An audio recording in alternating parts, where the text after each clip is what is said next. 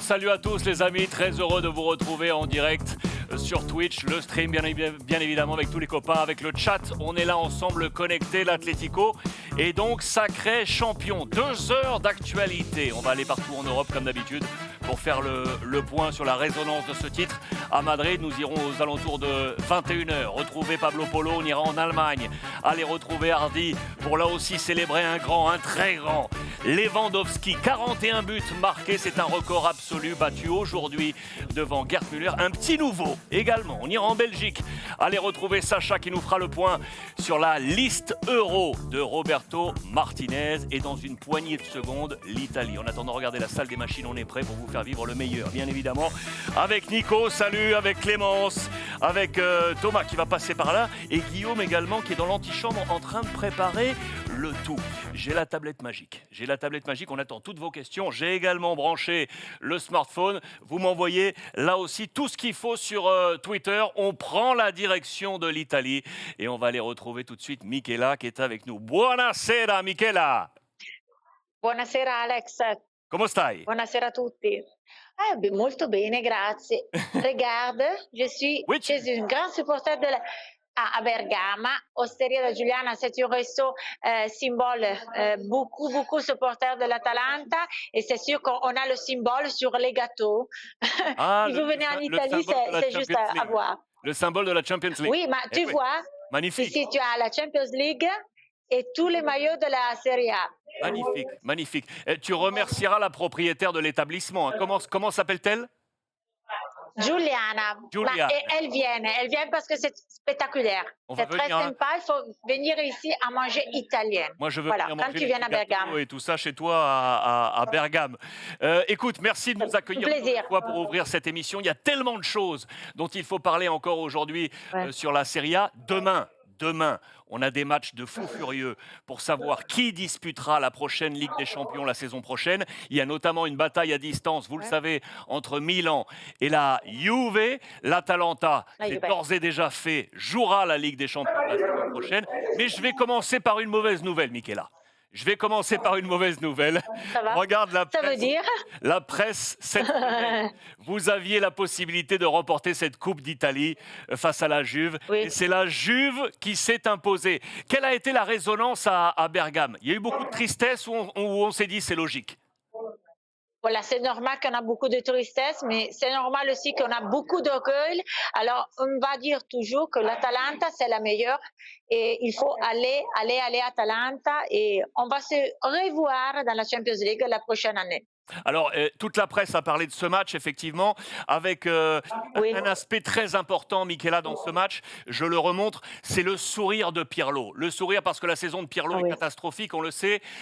Il est à 2 doigts de ne pas participer à la prochaine Ligue des Champions. On sait qu'on parle de son avenir. On en a parlé les semaines précédentes pour savoir s'il va rester, oui ou non, à la tête de la Juve. Mais nos confrères de la Gazzetta dello Sport et de Tuttosport nous disent que peut-être que cette victoire pourrait lui permettre de rester à la Juve s'il qualifie la Juve pour la prochaine Ligue des Champions. Est-ce qu'on peut vraiment y croire, Michela? Tu as raison, Alex, tu as bien dit. Ça veut dire que va dépendre si l'Atalanta demain va gagner contre le Milan ici à Bergame et si la Juve va gagner. Il faut voir demain les choses, la Juventus peut encore aller à la Champions League, mais je te dis une chose, les Juventini, les supporters de la Juve m'ont dit, Michela, allez à Atalanta demain, il faut que tu vas gagner contre le Milan. Tu as raison, on va attendre demain contre le Milan si l'Atalanta va gagner, il donne de la chance en plus à la Juve. Et s'il va faire 7 points en plus, peut-être que la Juventus, avec Pirlo aussi, va continuer l'aventure. Oui, c'est vrai. Il y a, tu sais, sur la tablette, on reçoit tous les messages. Il y a notamment des supporters de la Juve qui nous disent, il y a le Belge du 73-00 qui nous dit, si on garde Pirlo la saison prochaine, on ne sera pas encore champion. Il y a vraiment une défiance envers Pirlo dans l'ensemble des messages. Je regarde d'ailleurs les dernières presses. Tu es d'accord que le nom qui est le plus ressorti cette semaine, c'est Zizou. C'est Zinedine Zidane dont le nom est sorti. Oui, c'est normal parce que Zizou, c'est très important pour la France, mais pour l'Italie aussi. Pour la Juve, Zizou a été une symbole. C'est vrai, il y a une croix, on peut dire une croix parce que il faut attendre que Zizou donne à Pérez l'adieu pour venir à la Juve. Pour l'instant, il n'y a pas rien de sûr, mais il faut voir s'il y a un échange entre Zidane à la Juve, Allegri au Real Madrid et peut-être alors que Pirlo va quitter la Juventus. Il faut attendre les dernières heures du championnat de la Serie A pour choisir. C'est vrai que Allegri, j'ai lu sur la Gazette et j'ai écouté les voix pour vous, Allegri a une probable contrat de 2 années pour 10 millions chaque année sur le Real Madrid. Il faut attendre. Pour l'instant, mais on a aussi Simone Inzaghi, qui c'est l'entraîneur, vous savez, de la Lazio, qui n'a pas signé pour la Lazio encore, parce que peut-être qu'ici, Zidane va rester au Real, peut prendre la place de Pirlo. Il faut attendre les derniers jours, les dernières minutes de la Serie A et du calciomercato. Je montre ça, regarde Michela, je montre effectivement le mélange de la presse entre l'Italie et l'Espagne, parce qu'en Espagne, on avait montré également Allegri avec effectivement l'offre que le Real Madrid, dont tu parles, lui aurait préparé de ses 2 ans plus 1 à 10 millions d'euros l'année. Il y avait l'option également Oui. Raoul du côté du Real. On parle de ces 2 visages avec Allegri. Est-ce que réellement, Michela, Allegri serait le bienvenu pour un retour à la Juve, sachant que c'est lui qui a porté la grande Juve de la période Agnelli. Est-ce que Oui, réellement les supporters de la Juve y croient? Envoyez-moi des petits messages d'ailleurs, vous qui êtes à la maison. Est-ce que vous croyez vraiment au retour d'Allegri? Michela, t'en penses quoi, toi? À mon avis, j'ai écouté Zizou, non pas Allegri à la Juve, mais j'ai écouté simplement Zizou et Simone Inzaghi. Je n'ai pas écouté des autres choses ou peut-être que Pirlo va rester. Les 3 choix en Italie pour l'instant, ce sont les 3 noms, Zizou, Inzaghi et Pirlo. Pas encore Allegri là-bas. Allegri, il a peut-être besoin de faire une carrière à l'étranger ou faire une saison de une nouvelle aventure. En Espagne, sûrement, sera pour lui une grande objectif, aventure, parce que tu sais, Pérez, avec la Superliga, c'est pas le numéro 1 peut-être de l'Europe. Hein. C'est pour ça qu'à mon avis, Allegri va départir et choisir peut-être une aventure différente que l'Italie. Alors, on voit effectivement que c'est très aléatoire. Merci de nous envoyer vos messages. Il y a par exemple Mugiwara, pardon, qui nous dit « Allegri va au Real, c'est quasi sûr ». Il y a Franquico qui nous dit « La semaine dernière, Allegri était en pôle, mais pas de Zidane cette semaine », comme nous le dit Michela. Il y a beaucoup, c'est très partagé. Vous êtes très partagé sur qui sera l'entraîneur de la Juve la saison prochaine. Est-ce que vous avez un avis à la maison également sur Cristiano? Michela, que va-t-il se passer avec Cristiano? On a dit plein de choses là aussi. La semaine dernière, on sait qu'il a rangé, mis dans un camion 7 de ses voitures de luxe pour repartir au Portugal, mais cela n'était pas un signe de conclusion quant à son départ, parce qu'il a quasiment 30 voitures de luxe un peu partout sur la planète, et c'était juste un mouvement. Pour autant, ces dernières heures, là, ça c'est aujourd'hui, on nous dit de nouveau Cristiano inquieto. C'était le mot aujourd'hui dans la Gazzetta dello Sport. Est-ce que c'est par rapport au fait que s'il ne se qualifie pas en Ligue des Champions, il veut partir? Oui, peut-être, parce que tu sais, Cristiano Ronaldo veut jouer dans la Champions League. Sera pour lui aussi, à mon avis, fondamental avoir de la vision de l'image dans la Champions League, au contraire, il va changer. Et à mon avis, surtout, il va attendre le nouveau entraîneur. S'il arrive Zizou du Real Madrid, il a en Champions League, Ronaldo va rester sûrement. Il a beaucoup d'images, il a du succès. Et Zidane, à mon avis, c'est très très proche. L'Espagne, le Portugal, la tête, la France. À mon avis, peut faire des bonnes choses avec Zizou. Cristiano va attendre sûrement la Champions League et le nouveau entraîneur. Je crois que tu as vu juste, Michaela. Je crois que c'est exactement les bonnes infos parce que il y a notamment Daba Lachke qui nous dit si Zidane vient, Cristiano va rester. C'est sûr et certain, les deux hommes Oui, s'entendent à merveille. Il y a beaucoup effectivement de messages qui parlent de cette relation. C'est effectivement un levier important, ça. oui, c'est sûr, hein, Zizou, c'est une icône comme joueur, mais comme entraîneur, hein. Pirlo, tu sais, a été la première aventure comme entraîneur dans la Juve, jamais fait l'entraîneur, et c'est un petit peu une test. Hmm. Zizou, c'est une chose extraordinaire d'image, de technique, d'expérience. C'est normal que Cristiano veut choisir Zizou pour avoir de l'expérience en plus. C'est normal. Je crois pour tout le monde, avoir Zizou comme entraîneur, c'est important. Et puis, tu sais, Cristiano connaît très bien la Liga, Zizou vient de la Liga. C'est une question de tête et psychologie aussi, de liaison. Voilà, on va dire comme ça.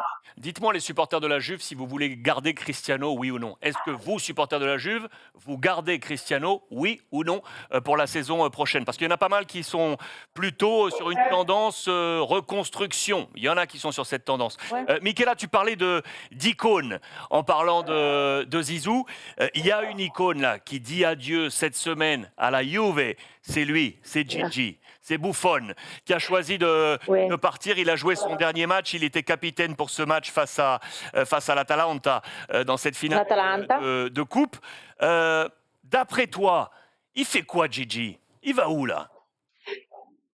Alors, je sais que Gigi Buffon a vu aussi d'avoir un contrat avec le Monza Calcio. Vous savez que le Monza Calcio, c'est le club de Silvio Berlusconi, le ex-président du Milan. Ça serait un bon contrat, mais malheureusement, le Monza Calcio n'a pas gagné les derniers matchs. Il ne va pas être dans la série B. Ça veut dire que peut-être que Buffon va changer encore la choix. Il veut jouer, on le sait, peut-être que s'y arrive Zizou ou notre entraîneur va rester à la Juve. Parce que des autres options pour lui, pour l'instant, après le Monza Calcio, il n'y a pas encore très clair et très sûr en Italie. Ça, c'est intéressant ce que tu nous dis parce que pour ceux qui ne connaissent pas cette actualité, Michela a raison. Monza évolue en deuxième division. Ils étaient tout prêts. Ils jouaient les playoffs pour monter en première division. Monza, c'est le club effectivement racheté par Berlusconi avec à ses côtés son bras droit de Milan, Galliani. Dottor Galliani. Ils ont appelé tous les copains qui étaient avec eux à Milan. Ils ont fait venir Balotelli, qui est l'attaquant de Monza. Ils ont fait venir Boateng, qui est également du côté de Monza. Exactement. Et donc, du coup, ils ont les moyens financiers de prendre Gigi, Monza? Ah, je crois que Berlusconi, il a beaucoup de moyens financiers, Silvio, et pour les succès qu'il a amenés au Milan dans les années, la Champions League, la Supercoppa, on connaît beaucoup le Milan de Silvio, c'est sûr. Ah, écoute, Alex, Quoi? je te donne une hôte très importante. Montre. Voilà. Voilà, Giuliana, Buonasera, buonasera. c'est Giuliana. ciao, Comment Et stai? regarde. Wow, Atalanta, Magni- via, magnifique. Il Michela, faut venir chez elle. Giuliana, vous comprenez le français? Capisci il francese? No, je fais la traduction, pas de problème. Est-ce que vous êtes d'accord, Giuliana, pour que je vienne manger dans votre restaurant les petits gâteaux, tout ça? Sei d'accordo che venga a mangiare dalla Parigi, da te? sì, sì, venite, vi aspetto, braccia aperte, On peut venir faire une émission chez vous? di corsa, Può venire a fare una trasmissione da qua diretta? bello, Sì, Magnifique, magnifique. On va prendre rendez-vous avec Cardel, on va venir hein, à Bergame. regarde tu. Magnifique. osteria, Ouais, magnifique. C'est officiel, c'est officiel Je ça. vois, Hein? je vois ça, je vois ça. Giuliana, grazie, grazie mille. ciao, grazie, vi aspetto presto, Ok, ok. Magnifique, j'adore ces petits moments-là. Grazie Et Gilles. là, tu as bien fait parce que comme ça, on va pouvoir venir avec Cardel, toute l'équipe, on va faire une émission. Ah oui, mais Ah bah. elle a aussi un maillot officiel de la Juve de 1970. Ah Et ouais? là aussi, si tu viens ici, c'est un musée du calcio de la Serie A, Et du coup c'est sûr. du coup, regarde, puisqu'on parlait de l'Atalanta avec, Giuliana, en parlant de l'Atalanta, puisqu'on va honorer ce club également, un deuxième de la Serie A, Oui. c'est vraiment exceptionnel le travail de Gasperini. Je voulais juste vous montrer ça parce que vous le savez que la Serie A est dans une difficulté financière. On va en parler avec l'Inter dans un instant, mais je vous montre juste quels sont les bonus liés aux droits télévision en fonction des places au classement de cette Serie A. Vous voyez que l'Inter, champion, prend 20 millions,4 de droits télévision. L'Atalanta Bergame, avec cette seconde place, prend 17 millions de. L'Atalanta est économiquement solide, Michela, pour tenir la Ligue des Champions Ah l'année oui. prochaine. Ah oui, c'est sûr, hein. Il a beaucoup fait. Tu as vu les salaires, hein, le montant de salaire des joueurs. Si, je ne sais pas, la Juve a utilisé 236 millions d'euros, l'Atalanta 42. C'est Hmm. une une morceau sur 5, c'est sûr. Puis tu sais que, comme j'ai déjà dit, il y a la famille Percassi et Radici qui sont des grandes sociétés économiques, c'est normal. Et puis il a bien amené les questions financières et surtout de calciomercato. Je suis très, très honorée d'être de Bergame et te dire que je suis sûre qu'elles peuvent bien faire pour la Champions League. Il faut choisir la stratégie. L'Atalanta toujours, je vais le dire parce que j'aime le déport, elle va utiliser tous les joueurs, surtout les jeunes, et j'espère que l'Atalanta va utiliser tous les fois cette stratégie des joueurs jeunes italienne du secteur de la jeunesse aussi. Et je sais qu'elle va continuer sur cette route, mais elle fera très très bien aussi pour le rôle de la vie dans la Champions League. C'est pas un problème qu'il a perdu la Coppa Italia. Elle a sûrement commencé une nouvelle aventure. Hein. Dis-moi, puisqu'on est dans cette Ligue des Champions et dans cette annonce, Oui, demain donc se jouera la dernière journée avec à distance oui, la Juve et Milan pour aller chercher cet accessit oui. en Ligue des Champions avec également le Napoli qui est à la 4e place pour l'instant devant la Juve.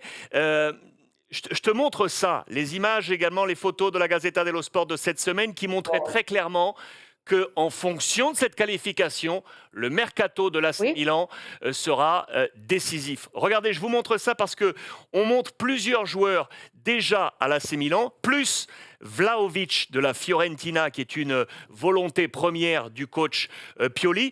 Et vous voyez ces espèces de camemberts avec deux chiffres. Le chiffre en rouge et le chiffre en pourcentage qui assure le maintien ou la venue du joueur si le club est en Ligue des Champions. Le chiffre en noir Oui. est bien évidemment le chiffre si Milan n'est pas en Ligue des Champions. Je vous prends un exemple. Donnarumma resterait à Donnarumma. Milan à 100% si le club est qualifié pour la Ligue des Champions, alors que s'il n'est pas qualifié, ce serait du 50-50. Michela, dans la liste, Oui, il y a c'est juste. Çalhanoğlu, il y a Brahim Diaz, il y a Tomori, le défenseur central, et donc le petit Vlahovic Oui. de la Fiorentina. Cette qualif, elle est décisive pour Milan aussi. Hein. Oui, tous les matchs de demain sont fondamentaux pour le calciomercato. Comme pour Buffon, comme pour Donnarumma, tout le monde veut jouer la Champions League, surtout Donnarumma. C'est un joueur de l'équipe nationale, il va faire l'Europeo, la Coupe d'Europe. C'est normal qu'il va choisir pour le salaire, pour l'image, une club qui fera la Champions League. Sera fondamental demain, sûrement pour la Juventus et le Milan, pour faire le mercato. On verra. Sûrement, on va en parler dans la prochaine émission, hein, Alex. Hein. On va rester en contact. Ça, c'est clair. Sachez que Çalhanoğlu, d'ailleurs, a eu une offre très importante du Qatar, le Oui. club où était Mandzukic. Et il y a vraiment une réflexion. On nous dit que c'est du 60-40. Hein, 60-40. 60% que Çalhanoğlu reste à Milan si Milan est qualifié pour la Ligue des Champions. 40% pour que si le club n'est pas qualifié. Sachez que Gordon Singer, qui est le fils du grand boss de Elliott qui tient le fonds d'investissement américain, qui tient l'AC Milan, était là cette semaine, d'ailleurs, Michela, pour discuter avec l'encadrement du club. Hein. Ah oui, à mon avis, c'est aussi le staff technique qui peut changer. Hein. Si il n'y a pas de la qualification au Champions League, tu sais, ça veut dire beaucoup de millions de moyenne. À mon avis, sera aussi le staff mis en discussion, sûrement. Il y a Franck Hico qui nous rappelle effectivement qu'on avait annoncé Mike Maignan, le gardien de Lille, qui était l'une des priorités de Milan si Donnarumma venait à quitter. Tu as vu également que l'agent de Donnarumma, Mino Raiola, faisait comme d'habitude Mino Raiola. jouer son coup de poker un peu partout et il l'aurait annoncé l'offrir du côté de Barcelone. On pourrait offrir Donnarumma à Barcelone. Oui, c'est pour ça que je te dis, s'il n'y a pas de la Champions League pour le Milan, Donnarumma va quitter le Milan, c'est normal. Il n'y a pas de... Pour l'image, pour lui, il est en train de commencer la carrière, il est très très jeune Donnarumma. Ça veut dire que pas au Milan à la Champions League, il va quitter. À mon avis, c'est juste le faire pour l'image, pour le salaire, pour le valeur du terziario, del cartellino, on va dire en italien, du joueur. Il y a Pikachu qui nous dit et Ter Stegen, l'actuel gardien de Barcelone. Sachez que Ter Stegen va être opéré là du côté de Malmö. Il est indisponible. Son numéro 2, Neto, va quitter Barcelone. Barcelone a pris la décision de prendre une solution en interne. Mais la position de numéro 1 à Barcelone, attention, elle est en ballottage. On pourrait également se séparer de Ter Stegen. Imaginez Donnarumma, si Milan ne se qualifie pas pour la Ligue des Champions, Donnarumma, avec Raiola, pourrait débarquer du côté de Barcelone. Il y en a qui sont pour. Hein. C'est sûr, hein. Il y a Master 77 qui voit Donnarumma au Barça, ou alors il en doute, puisqu'il a mis également les petites émoticônes avec de la rigolade. Mais on ne sait jamais aujourd'hui avec le football. Ça, c'était, regardez, la une de la Gazzetta ces dernières heures, qui est avec Gigio, qui est en plein milieu des affaires, avec Mino Raiola, vous le voyez juste en bas, qui ouvre les bras comme ça. Bien entendu, il est à la table de poker. L'Inter, de son côté, qui a trouvé, ça y est, les fonds américains, 275 millions d'euros avec le fonds des Américains qui ont déjà travaillé avec le Stade Malherbe de Caen ou encore le club anglais de Swansea. Et on nous annonce, ça y est, que l'Inter est à la relance. On a trouvé l'argent. À mon avis, ce financement, même si important, ne va pas changer les choses. Il y a beaucoup de crises économiques dans l'Inter. Et je te dis que lundi, il y a un grand rendez-vous pour choisir si Zhang va quitter l'Inter. C'est pas choisi, c'est pas une solution qui va équilibrer la situation de l'Inter. Malheureusement, je te donne cette nouvelle. Attends, tu es en train de me dire que... Parce qu'il y avait déjà eu un propriétaire chinois avant la famille Zhang, et on avait eu un peu le même process. Ils avaient cherché des fonds à droite à gauche, ils avaient trouvé des sources financières, et puis au dernier moment, ils étaient partis. Tu penses que ça peut être la même chose, là ? Peut-être, parce que ce financement sont beaucoup de millions, tu as bien dit, mais ce sont pour équilibrer la situation actuelle, pas pour résoudre et pour relancer l'Inter. Peut-être que l'Inter va être dans une autre président, dans le domaine d'une autre président. Oui, peut-être que Zhang va quitter l'Inter. C'est pas une chose extraordinaire, malheureusement, le financement qu'on a vu dans ces dernières heures. Excusez-moi. Regardez, aujourd'hui, là, on nous annonçait d'ailleurs que là, ça montre effectivement que l'Inter n'est pas sorti d'affaires avec ce titre, le Trésor Inter. On nous parle de Vidal, de Sanchez, Alexis Sanchez ou encore Brozovic. Ces trois valeurs marchandes, ce sont des leaders de cette équipe qui ne jouent pas forcément énormément dans les plans de Conte cette année, mais ce sont des leaders. L'un des trois pourrait être sacrifié. C'est ce qu'on nous a dit là aujourd'hui. Oui, tu as bien dit, il faut attendre.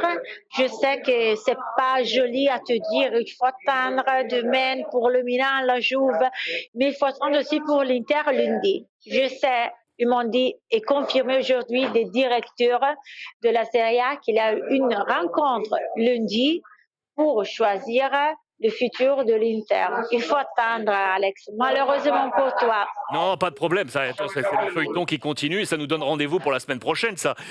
À côté, je te montrais cette page qui montrait effectivement l'importance des fonds d'investissement et notamment américains. Oui. Je parlais de Elliott à Milan ou maintenant Oaktree du côté de l'Inter.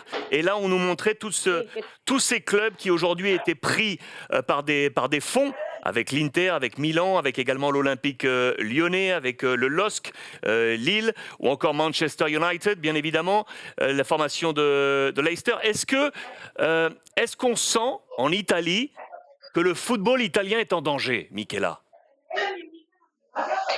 À mon avis, c'est pas simplement le foot italien, parce que tu sais que la Superlega a été créée pour les problèmes économiques de la plusieurs des top clubs de l'Europe. C'est pas simplement de l'Inter le problème. J'ai lu comme toi la Gazette, tous les papiers de cette semaine, et c'est pour ça que j'ai contacté des voix proches de l'Inter pour comprendre en plus s'il y a été une solution fondamentale, cela du financement. Et malheureusement, c'est pas une solution euh, totale, cela. Et malheureusement, je te dis que c'est pas simplement l'Inter qui est en crise, tu sais, parce que tu peux dire, Alex, la Superlega a été un choix fait pour les clubs qui ont des problèmes économiques. Ça, c'est vrai, hein? C'est vrai, c'est vrai, c'est vrai. Regardez d'ailleurs, on nous montrait là cette semaine, Michela m'a orienté sur cet axe-là pour vous montrer le poids des masses salariales dans l'investissement Oui, des clubs et dans le poids financier des clubs. Vous voyez ici ces camemberts, c'est le poids des masses salariales au sein des clubs. Je vous les grossis pour vous montrer. Regardez que exactement. la Juve, c'est 236 millions d'euros. La masse salariale, 236 millions d'euros. Regardez C'est fou, l'écart hein? avec le club de Spezia, 22 millions 22. seulement. C'est quasiment x10, c'est x10 par rapport à la Juve. L'Inter, 149 millions. La Roma, 112 millions. Ces masses salariales, Michela, elles vont devoir être baissées. Là, je vous montre le 11 type des plus gros salaires de la Serie A. Le plus gros, c'est Cristiano avec 31 millions d'euros, bien évidemment. Regardez les plus gros salaires de la Serie A. Il va falloir baisser tout ça. Il va falloir dire aux joueurs, il faut baisser. À mon avis, comme je te dis, il y a beaucoup de semaines, il faut baisser les salaires, mais pas simplement dans la Serie A. Il faut faire un choix par la UEFA pour toute l'Europe, parce que les clubs se sont en crise, c'est une situation difficile, c'est là du Covid, il faut baisser les salaires, donner des limites de minimum et de maximum, mais très claires à suivre.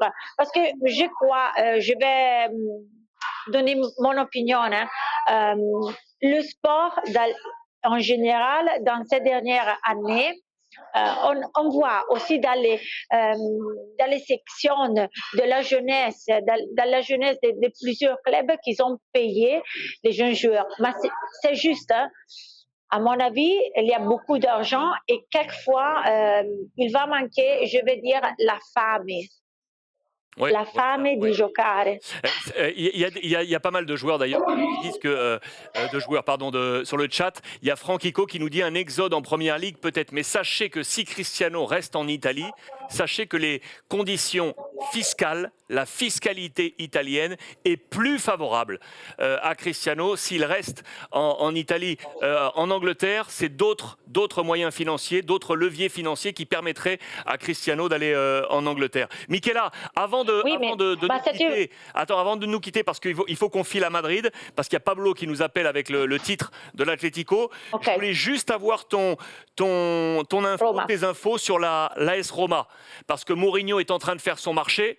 On sait Oui, que notre c'est juste. Matic, qu'il adore de Manchester United, on sait que Dzeko s'interroge, il attend une discussion avec Mourinho, parce que sinon il pourrait Oui, répondre favorablement aux sirènes des Los à la Angeles Galaxy. Galaxy. Qu'est-ce qu'il en est aujourd'hui? Oui, c'est ce que tu as dit, Mourinho, il est en train de choisir les joueurs les plus forts. Je suis très content qu'il a confirmé déjà plusieurs Italiens comme Mancini, Zaniolo, Pellegrini qui est très jeune. Et pour Dzeko, comme tu as dit, qu'il a 35 années, peut-être qu'il va au Galaxy. J'ai lu une chose aussi jolie à savoir. Il va dépendre aussi de sa femme, qu'il a été déjà dans les États-Unis à faire la mannequin, qu'elle aime beaucoup les États-Unis. Malheureusement, il faut attendre le rendez-vous, encore attendre le rendez-vous avec Mourinho pour lui si quitter la Roma. Mais je suis très content pour les Italiennes qui vont rester. J'adore Pellegrini et Spinazzola qui vont rester à la Roma et voilà, on verra. On verra. C'est tout, il faut On nous annonce attendre, aussi que Alex. Verretou, le français, resterait également dans les plans de José Mourinho. Ça, c'est à suivre. Je vous montre juste que Dzeko, 35 ans, est tout de même le troisième buteur historique de l'AS Roma, derrière le grand Francesco Totti, bien évidemment. Mythico 307 buts pour Totti en quasiment 800 matchs. Il est là, Dzeko, avec 119 buts en 259 matchs. Le grand Edin Dzeko. Michela, d'après toi, demain, Alex. c'est Milan ou la Juve qui se qualifie en Ligue des Champions? La meilleure. J'espère. La meilleure. Ah, écoute, pour la Roma, Oui. tu as bien dit le capitano Totti. Il capitano, c'è solo un capitano, tu sais, hein, Ouais, on va chanter ça. Totti, il est en train d'attendre un rendez-vous, lui aussi avec Frienkin. Peut-être qu'il va choisir ou discuter d'entrer dans le staff de la Roma. Et ça, c'est une bonne chose, à mon avis, pour Totti et pour la Serie A italienne. Ce qui est sûr, c'est que Mourinho va devoir être adoubé, comme on le dit, par les légendes de l'AS Roma. Et Totti est une légende. S'il rentre dans le staff de l'actionnaire Friedkin, l'américain, ça veut dire qu'il est OK avec Mourinho. Et ça veut dire que Mourinho serait adoubé par Totti. Ce serait un bon signe pour José Mourinho. Michela Macali avec nous en direct de Bergame. Michela, mille merci. Mille merci. Merci à vous. Et tu remercies Giuliana vraiment très, très chaleureusement et qu'elle nous prépare la meilleure table, on arrive. Hein. Ah non, mais il faut, hein, tu l'as dit, il faut. Ici, tu peux manger ce que tu veux. Il y a la polenta, les lasagnes, la pasta al forno, ce que tu veux, l'arrosto, risotto. On va se régaler, on va se régaler. Michela Macali avec nous, que vous pouvez suivre sur l'ensemble des réseaux sociaux et notamment sur Instagram, le compte Instagram de Michela, pour avoir pas mal d'informations sur l'actualité sportive, notamment en Italie. Merci beaucoup, Michela. Grazie, merci encore Alex. Grazie. Bonsoir et un bisou aux amis correspondants d'Europe. Bacio. Ciao. Grazie. Les amis, on va aller maintenant du côté de l'Espagne comme annoncé. Il est 21h02 et l'Atlético, sacré champion d'Espagne à Madrid. On va aller retrouver notre copain Pablo Polo qui est avec nous. Pablito, ¿cómo estamos? ¿Cómo estáis? Très bien ici à Madrid. Est-ce que tu vas mieux une semaine après cette petite Covid-là? Ça va mieux? Oui, beaucoup mieux, beaucoup plus fort. Merci de nous accueillir dans les locaux de Marca, comme d'habitude, le plus grand journal quotidien espagnol dont tu es l'une des plus grosses plumes. C'est un régal de t'avoir. Je montre cette vidéo de l'Atlético Madrid. Ça y est, ça a été une dernière journée, Pablo, de fou furieux.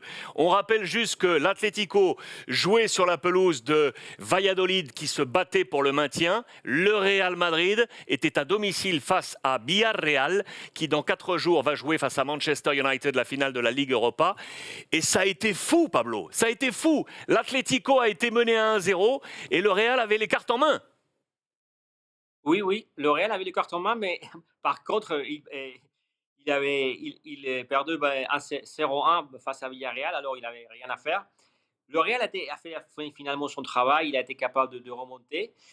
Et c'est vrai qu'Atlético Madrid a eu des difficultés comme les matchs face à Osasuna. Il a encore obligé à remonter aussi son match. Il perdait 1-0 aussi. Mais bon, je pense qu'une grosse erreur de Guardiola, le joueur de Valladolid, a permis Luis Suarez de faire le 12e but, le but décisif qui donne la Liga à Atlético Madrid. Bon, juste champion, je pense toujours que la Liga, c'est un tournoi qui gagne toujours l'équipe plus régulière, plus performante pendant toute l'année. Finalement, l'Atlético Madrid, il faut le dire, il a été la plupart des championnats premièrement classé. Il mérite aussi le championnat. Il faut aussi souligner l'effort du Real Madrid qui a tenu la Liga juste à la dernière minute de tournoi.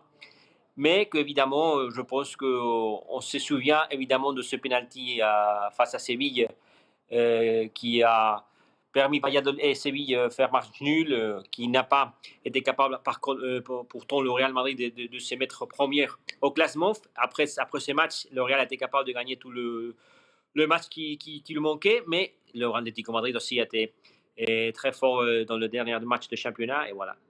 Il va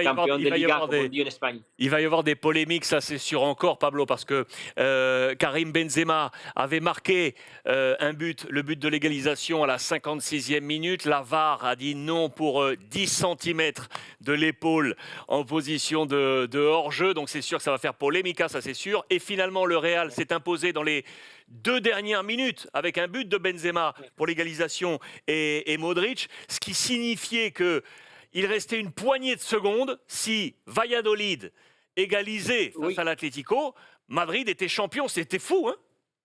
Oui, c'était fou parce que, attention, le Real a été capable de remonter dans 5 minutes. Les dernières 5 minutes, il a été capable de marquer 2 buts, gagner son match.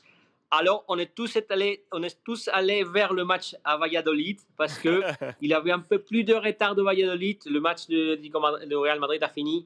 Et il y a eu encore, je dirais, 2 minutes de jeu à Valladolid. Mais bon, l'Atlético Madrid n'a pas eu de problème. C'est vrai qu'avec 1-2, Valladolid a eu une occasion extraordinaire pour égaliser le match. Ça aurait signifié finalement le championnat pour le Real Madrid. Mais bon, il a finalement gardé sa victoire. Et évidemment, c'était une grande dernière journée. Un grand championnat, je dirais, pas un gros niveau de championnat. Même cette dernière journée, le Real Madrid a eu énorme de difficultés pour gagner son match. Atlético Madrid a eu énorme de difficultés pour gagner son match face à Valladolid qui était presque descendu à 12e division. Ça veut dire qu'il faut améliorer beaucoup du côté du Real Madrid, mais aussi du côté d'Atlético Madrid, et évidemment du côté de Barcelone, surtout si on veut se battre avec le grand club européen l'année prochaine. Pablo, si on s'attache un moment et on reste sur l'Atlético Madrid. Deuxième titre pour El Cholo Simeone depuis qu'il est arrivé. C'est le 11e titre de l'histoire de l'Atlético Madrid. Pour l'anecdote, sachez, ce qui est absolument incroyable, tu vas me confirmer ça, Pablo, on est d'accord que sur les 11 titres, 10 sur 11 ont été pris à la dernière journée. 10 sur 11 pour l'Atlético ont été gagnés à la dernière journée. On a l'impression que El Cholo Simeone a toujours été à l'Atlético, parce que ça ressemble à cette grinta del Cholo. Bon, je voudrais exprimer en France, peut-être on ne les connaît pas, mais c'est l'esprit d'Atlético Madrid. On dit toujours qu'Atlético Madrid ne gagne pas jamais quelque chose sans souffrir, sont deux matchs de fou, sont un effort extraordinaire, parce que c'est tout toujours à la dernière minute. Et voilà, on l'a vu encore une fois. Et Atlético Madrid, il ne faut pas oublier, il avait, je pense, 12 points d'avance, ou 10 points d'avance dans le championnat. Il a perdu tous ses points, il a finalement gagné la Liga à la dernière journée. Mais si on connaît l'histoire de l'Atlético Madrid, et c'est l'esprit de l'Atlético Madrid, c'est toujours souffrir. C'est toujours un peu avoir le cœur dans la main. Et voilà, il a fait comme ça encore une fois. Est-ce que tu peux nous rappeler quelles sont les forces pour ceux qui connaissent mal peut-être l'Atlético Madrid, parce qu'il y a 2 hommes pour moi qui traduisent la force de l'Atlético. Il y en a plein. Il y a Oblak et bien évidemment au milieu là sur cette dernière période Carrasco, l'international belge dont on parlera tout à l'heure avec Sacha. Il y a Correa, il y a Llorente, mais il y en a un, je pense. Il y a Luis Suarez. Luis Suarez. Il quitte Barcelone. Oui. Il arrive à l'Atlético et ses buts ont donné ce titre à l'Atlético. C'est incroyable. Et voilà, vous n'avez pas vu le 6 matchs, mais ils sont déjà à la télé. Les larmes de Luis Suarez qui a pleuré à la fin du match. Parce qu'il a dit après, il a parlé avec les micros de toutes les radios, il a dit qu'il s'est senti, comme on dit en français, pas vraiment aimé pour le Barcelone, menospreciado, on dit en espagnol. Pas assez apprécié, on n'a pas mesuré son talent. Ouais. Voilà, et lui, il pleurait comme un enfant à la fin du match, parce que pour lui, c'est évidemment un championnat très important. Partir de Barcelone, parce qu'il avait donné tout pour le Barcelone, venir à l'Atlético Madrid et dans ses premières années gagner la Liga, c'est incroyable. Et il faut le dire, l'important de Luis Suarez. Je montre les images de Luis Suarez qui est effectivement sur cette pelouse. Merci aux copains de la Liga qui dispose de ces images, qu'il nous les propose sur l'ensemble des réseaux sociaux. Ce sont des images que vous retrouvez sur les réseaux sociaux, c'est sur Twitter là. On le voit avec son téléphone, il doit être en train d'échanger avec l'un des membres de sa famille en direct. Il a les larmes. Un tel champion, il craque, il a craqué, Pablo. Oui, mais c'est normal, l'émotion, une journée comme ça, un match, l'Atlético Madrid qui perdait 1-0, qui était obligé à remonter. Mais c'est la grande différence, à mon avis. Tu as parlé de Oblak, c'est vrai, Carrasco, Correa, cette année, il a été extraordinaire. Mais la grande différence, c'est que dans les matchs que l'année dernière, l'Atlético Madrid n'était pas capable de gagner, parce que c'était pas des bons matchs, mais il avait un match nul ou une défaite. Cette fois-ci, il y avait Luis Suarez et il y a eu tellement de matchs qu'il l'Atlético Madrid a remporté 0-1, 1-0 avec but de Luis Suarez. C'est l'importance d'avoir un buteur. Et c'est vrai que Karim Benzema, il a fait beaucoup mieux parce qu'il a marqué 30 buts dans la saison, mais Luis Suarez, 21 buts, c'est aussi extraordinaire dans ce premier année à l'Atlético Madrid. C'est la grande différence de l'Atlético Madrid par rapport à des années précédentes. Évidemment, il faisait des bons matchs, il faisait un jeu de temps en temps très, très intéressant, mais qu'il n'y avait pas un buteur. Et c'est la grande différence de grands clubs, avoir un buteur. Et voilà, Luis Suarez, après, il était vraiment très bien intégré dans l'esprit de l'Atlético Madrid. Le Simeone, il était vraiment avec lui. Le soutien de Simeone était vraiment important. Et voilà, c'est incroyable. Moi, surtout, je pense à les grosses erreurs de Barcelone de laisser partir un joueur que, évidemment, je pense que si Luis Suarez avait resté à Barcelone, peut-être on parle aujourd'hui de Barcelone comme champion de Liga. Alors, c'est incroyable ces mouvements de marché l'année dernière. C'est une erreur historique du Barcelone. Regardez, ça c'était il y a vraiment quelques instants sur la pelouse encore de Valladolid avec cette joie immense de la formation d'El Cholo Simeone qui a dû se battre jusqu'au bout pour aller chercher ce titre de champion. On pense également à Thomas Lemar qui est dans la liste de Didier Deschamps, qui a fait une très bonne saison, qui n'a pas pu jouer ce dernier match car physiquement il était bloqué, mais El Cholo Simeone ne disposait pas de deux profils comme Thomas Lemar. Il a trouvé une importance, il a su entrer dans ce groupe, alors que, Pablo, on est d'accord, Thomas Lemar avait été un temps mis sur la voie des transferts. Ouais. Oui. Nous, cet été, l'été dernier, on pensait qu'il était dans le marché et il pouvait partir d'Atlético Madrid. Mais c'est vrai qu'il s'est intégré cette année beaucoup mieux à Atlético Madrid. Il a été beaucoup plus intéressant sur le jeu, sa performance plus régulière dans le jeu. Et je pense qu'il a gardé sa place pour l'année prochaine. Et il y avait des doutes l'année dernière, mais je pense qu'après cette saison, il va continuer. Et il y a un bon groupe. Atlético Madrid a un groupe intéressant. Peut-être qu'il n'y a pas de joueur extraordinaire et top de niveau 10. Il n'y a pas Mbappé, il n'y a pas Messi, il n'y a pas peut-être de joueurs de premier niveau, mais il y a un groupe très intéressant parce qu'il y a des joueurs très forts, un groupe très solide. Je pense qu'Atlético Madrid va essayer de garder tous ces groupes pour l'année prochaine. Bon, dis-moi, les questions, elles ne font qu'arriver sur le Real Madrid. Là, tu peux l'imaginer. On nous demande si Mbappé arrive, on nous demande que va faire Zizou, on nous demande ce que va faire Ramos. Marca, cette semaine, a parlé de la Semana del Adiós, avec tous ces profils, avec Lucas Vázquez, Varane, Ramos, Isco, Marcelo, Zizou, savoir ce qu'ils allaient faire. Est-ce que les jours qui arrivent là, Pablo, les prochains jours là, vont être décisifs quant à la construction du Real Madrid de la saison prochaine?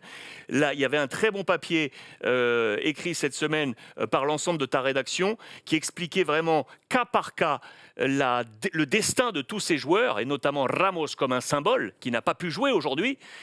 Qu'est-ce qui va se passer? Dis-moi ce qui va se passer là. Bon, je pense que la première chose, c'est fermer le futur de Zidane. C'est les premiers pas. J'étais à la conférence de presse, vidéoconférence de presse de Zidane. Ouais. Encore une fois, il attend son futur. Il n'a rien dit vraiment. On ne sait pas vraiment qu'est-ce qu'il va décider.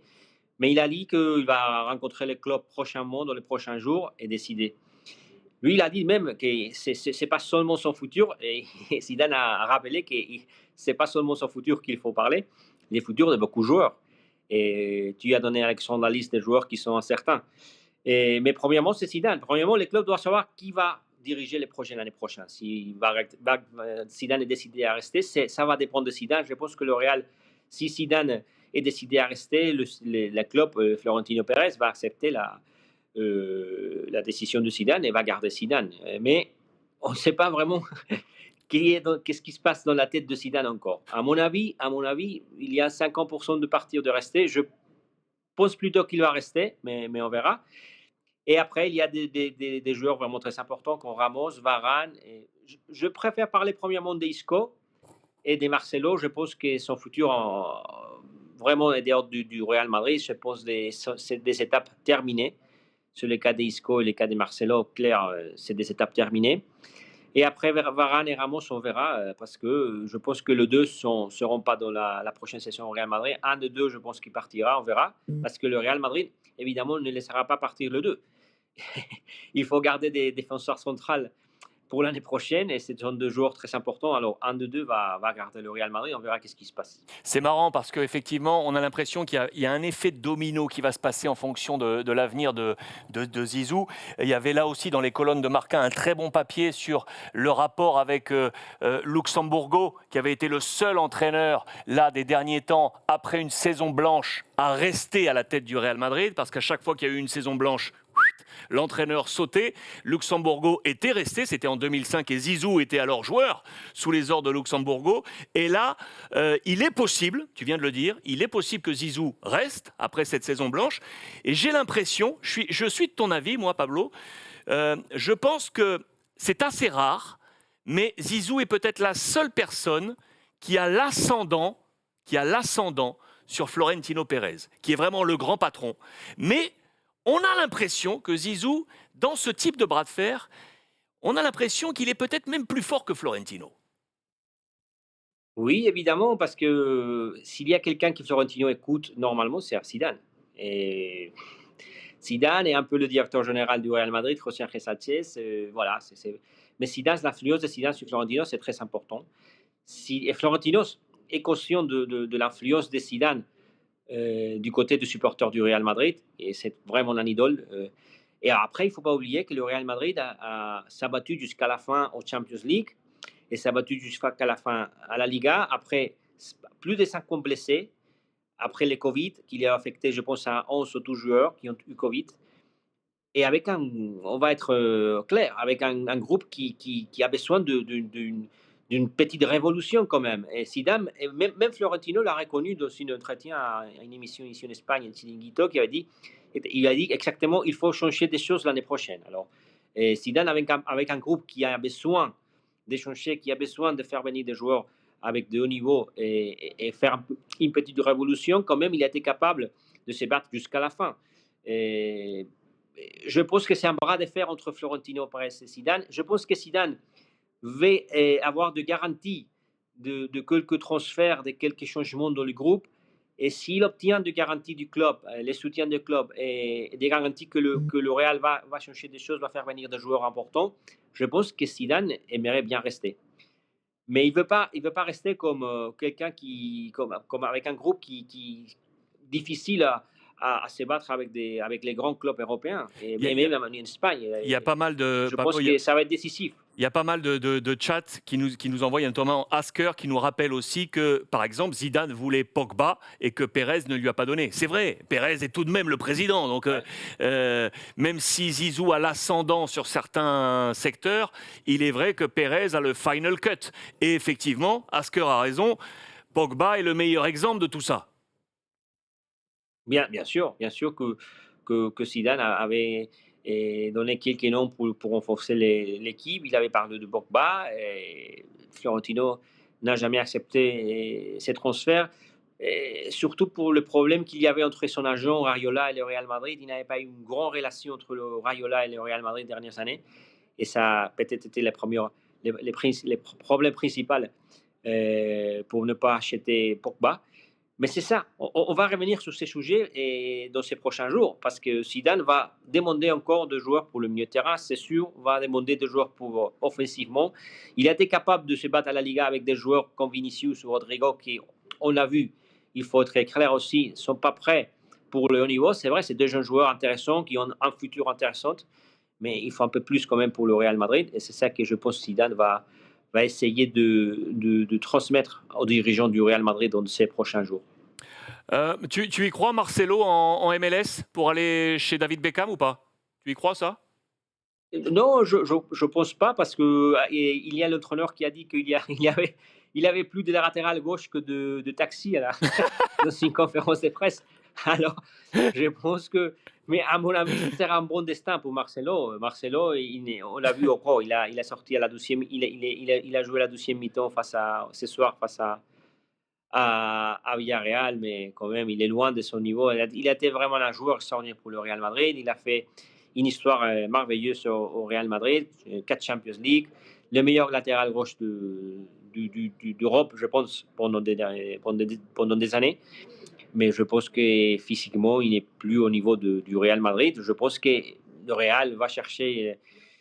Et il est sorti pour Marcelo. Je ne sais pas si c'est là la MLS, mais je le vois surtout dans une Liga moins compétitive que la Liga espagnole, évidemment. Ce qui est sûr, c'est que quand Zizou l'a fait entrer en jeu à la 68e minute, il a fait un triple changement après que l'Atlético ait marqué un deuxième but. On a eu l'impression, Pablo, qu'à ce moment-là, Zidane jetait l'éponge. On a eu cette impression et qu'il offrait du temps de jeu à Nacho. Il offrait du temps de jeu notamment à Marcelo, comme pour lui dire adios, c'est ta dernière, joue encore pour cette dernière. On a eu cette impression. Est-ce que tu as eu la même que moi? Oui, du côté de Marcelo et d'Isco, évidemment. Mais il y avait d'autres choses sur les bancs. C'est ça le problème du Real Madrid. Je pense que le Real a gagné, mais ce n'est pas grâce à Isco et Marcelo. Il a gagné, comme toujours, grâce à Karim Benzema et Luka Modric, un peu de Valverde, et Miguel Gutiérrez, latéral gauche, évidemment, jaune avec d'énergie. Et même Odriozola, à mon avis, il n'a pas le niveau pour le Real Madrid, mais quand même, il a fait l'effort. Mais il y a des joueurs qu'on voit. Asensio, c'est une déception aussi. Je pense que le futur d'Asensio, on va voir, parce que ça fait déjà longtemps qu'il ne s'impose pas au Real Madrid, et je pense qu'il faut décider surtout sur le futur d'Asensio. Et oui, c'est un adieu, un peu un au revoir du côté de Isco et de Marcelo, mais il y avait des solutions sur le banc que les joueurs des dernières années. Et c'est ça le problème du Real Madrid. Il faut chercher les jeunes joueurs du Real qui, vraiment, c'est vrai que seront importants dans le futur, comme le cas de Miguel Gutiérrez, comme je parlais, comme le cas de Rodrigo peut-être. Mais il faut faire venir des joueurs avec l'expérience surtout. On parle de Pogba, Mbappé. Il y a Amomo Gaming qui nous dit Marcelo à Lyon, selon les rumeurs. On vous rappelle, Pablo avait répondu à cette question la semaine dernière et on avait rappelé l'exigence physique du championnat de France de Ligue 1 et qu'aujourd'hui, Marcelo, qui a été sans doute le meilleur latéral gauche d'Europe pendant une décennie, aujourd'hui, il n'a plus le physique, en tout cas pour jouer dans un tel championnat que le championnat de France de Ligue 1. Ça, c'est sûr. Avant de parler de Mbappé, Pablo, dis-moi, comment Marca a perçu ça, la surprise du chef, la sorpresa del chef, avec Deschamps qui a repris Karim Benzema, c'était à la une de l'équipe et à la une du Parisien aujourd'hui en France. Et on a échangé tous les deux et tu as offert un très bon papier en double page dans Marca au lendemain de cette annonce. Tu en étais la plume avec ce Euro Karim, avec cet appel. Comment tu as perçu ce retour, toi? Comment tu as perçu cette nouvelle? Bon, content pour Karim Benzema, évidemment, parce que je le connais depuis longtemps. Et il avait l'envie de revenir à l'équipe de France depuis des années. Et il a réussi. C'est grâce à son effort et à son travail qu'il l'a fait. Alors, je vais être honnête, on ne l'attendait pas, moi non plus. J'avais pensé que Deschamps allait changer d'opinion parce qu'il s'avait montré vraiment très sûr de lui-même et avec, je pense, une question plutôt personnelle que sportive, avec cette interview qu'il a fait, en 2016 à Marca, et qui évidemment a été pour Deschamps difficile d'accepter. Mais je vais dire que Deschamps est compétitif, il veut gagner. Et évidemment, c'était peu intelligent, à mon avis, de ne pas appeler Karim Benzema pour l'Euro parce que c'est un Euro spécial. C'est un groupe difficile de l'équipe de France, l'Allemagne, le Portugal. déjà, le groupe va être vraiment, vraiment compliqué. Et l'équipe de France est beaucoup mieux avec Karim Benzema qui sont Karim Benzema. Alors, c'était une décision et il fallait repenser. Et je pense que Didier Deschamps l'a fait. Et il a été vraiment, cette fois-ci, intelligent. Je voulais montrer le schéma que tu avais apporté dans Marca là, avec tes confrères sur le fait que Karim Benzema entre dans le très select top 10 de l'histoire du Real Madrid. Là, aujourd'hui, il a joué son 559e match sous les couleurs du Real Madrid. 383 en Liga, 111 en Champions League, 44 en Copa et 21 restants avec les autres compétitions. Il est à égalité avec Mitchell. Et ce qui est à noter, Pablo, c'est que c'est le seul non-espagnol de ce top 10. Le reste, c'est que les Spanish montés avec Raúl, Casillas, Sanchís, Ramos, Santillana, Hierro, Gento, Camacho, Pirri, Mitchell et donc Karim Benzema. C'est incroyable quand même, hein? Oui, parce qu'il faut souligner une chose, Alexandre, je ne sais pas si vous vous êtes rendu compte, c'est un numéro 9. Ouais. Et à mon avis, les postes plus compliqués du Real Madrid pour rester des années, c'est les gardiens et les numéros 9, parce que les responsabilités de but, c'est toujours pour le numéro 9. Et voilà, dans la liste, tu peux voir que Santillana comme numéro 9. Et il y a eu des grands attaquants au Real Madrid, mais combien de temps ils sont restés au Real Madrid? Ronaldo, Van Nistelrooy, et normalement, c'est difficile. Et lui, Karim, ça fait déjà 10 années qu'il reste au Real Madrid. Alors, il a quelque chose de spécial, et il faut le dire, parce que je pense qu'il n'était pas vraiment apprécié pendant des années. Ce n'était pas juste, à mon avis, les critiques. Mais finalement, je pense qu'il y a l'unanimité. Et on est tous d'accord déjà, finalement, grâce à Dieu, que c'est un des meilleurs attaquants du monde. Et il a fallu attendre 10 ans pour l'apprécier, mais bon. C'est tard, mais quand même, c'est la vérité et il faut le dire. Ouais, mieux vaut tard, pardon, je cherchais mes mots. Mieux vaut tard que jamais. Voilà, c'est l'expression que je recherchais pour souligner effectivement le talent de Karim Benzema. Et tu as raison, Pablo, de souligner qu'il n'y a pas de numéro 10, de numéro 9, si ce n'est Santillana, qui est là dans ce top côté Real Madrid. Je voulais juste avoir une information avec toi, du coup, maintenant. Qu'est-ce qui, aujourd'hui, en cette date du 22 mai, on peut apporter comme élément à tous ceux qui se posent la question si Mbappé arrive ou non au Real Madrid? Est-ce que ce 22 mai, on a des éléments ou non? On a des éléments pour penser qu'il viendra cette année, mais on a des éléments aussi pour penser qu'il ne viendra pas cette année. Et moi, je vais essayer d'expliquer, selon la situation à 22 mai, à mon avis, c'est la suivante. Je pense que Kylian veut venir au Real Madrid cette année. Ce n'est pas un secret, je pense que tout le monde le sait, qu'il aimerait bien venir au Real Madrid cette année ou sinon l'année prochaine, que le joueur va essayer de le faire cette année, mais qu'il y a des situations qui l'empêchent un peu. Premièrement, la situation économique, à mon avis, ce n'est pas facile, parce que je suis sûr que PSG, si ils se sont obligés à écouter une offre du Real Madrid parce que la pression de Kylian Mbappé, je pense qu'elle va être aussi importante. Mais le PSG, je pense qu'il va demander combien? 180 millions, 200 millions. Oui.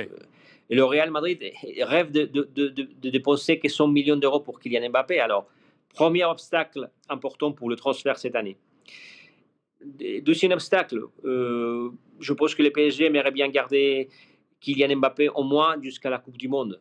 Et c'est évidemment, il faut garder au moins cette année prochaine, parce que la Coupe du Monde, c'est en hiver, et Kylian Mbappé resterait au moins cette année avec le PSG.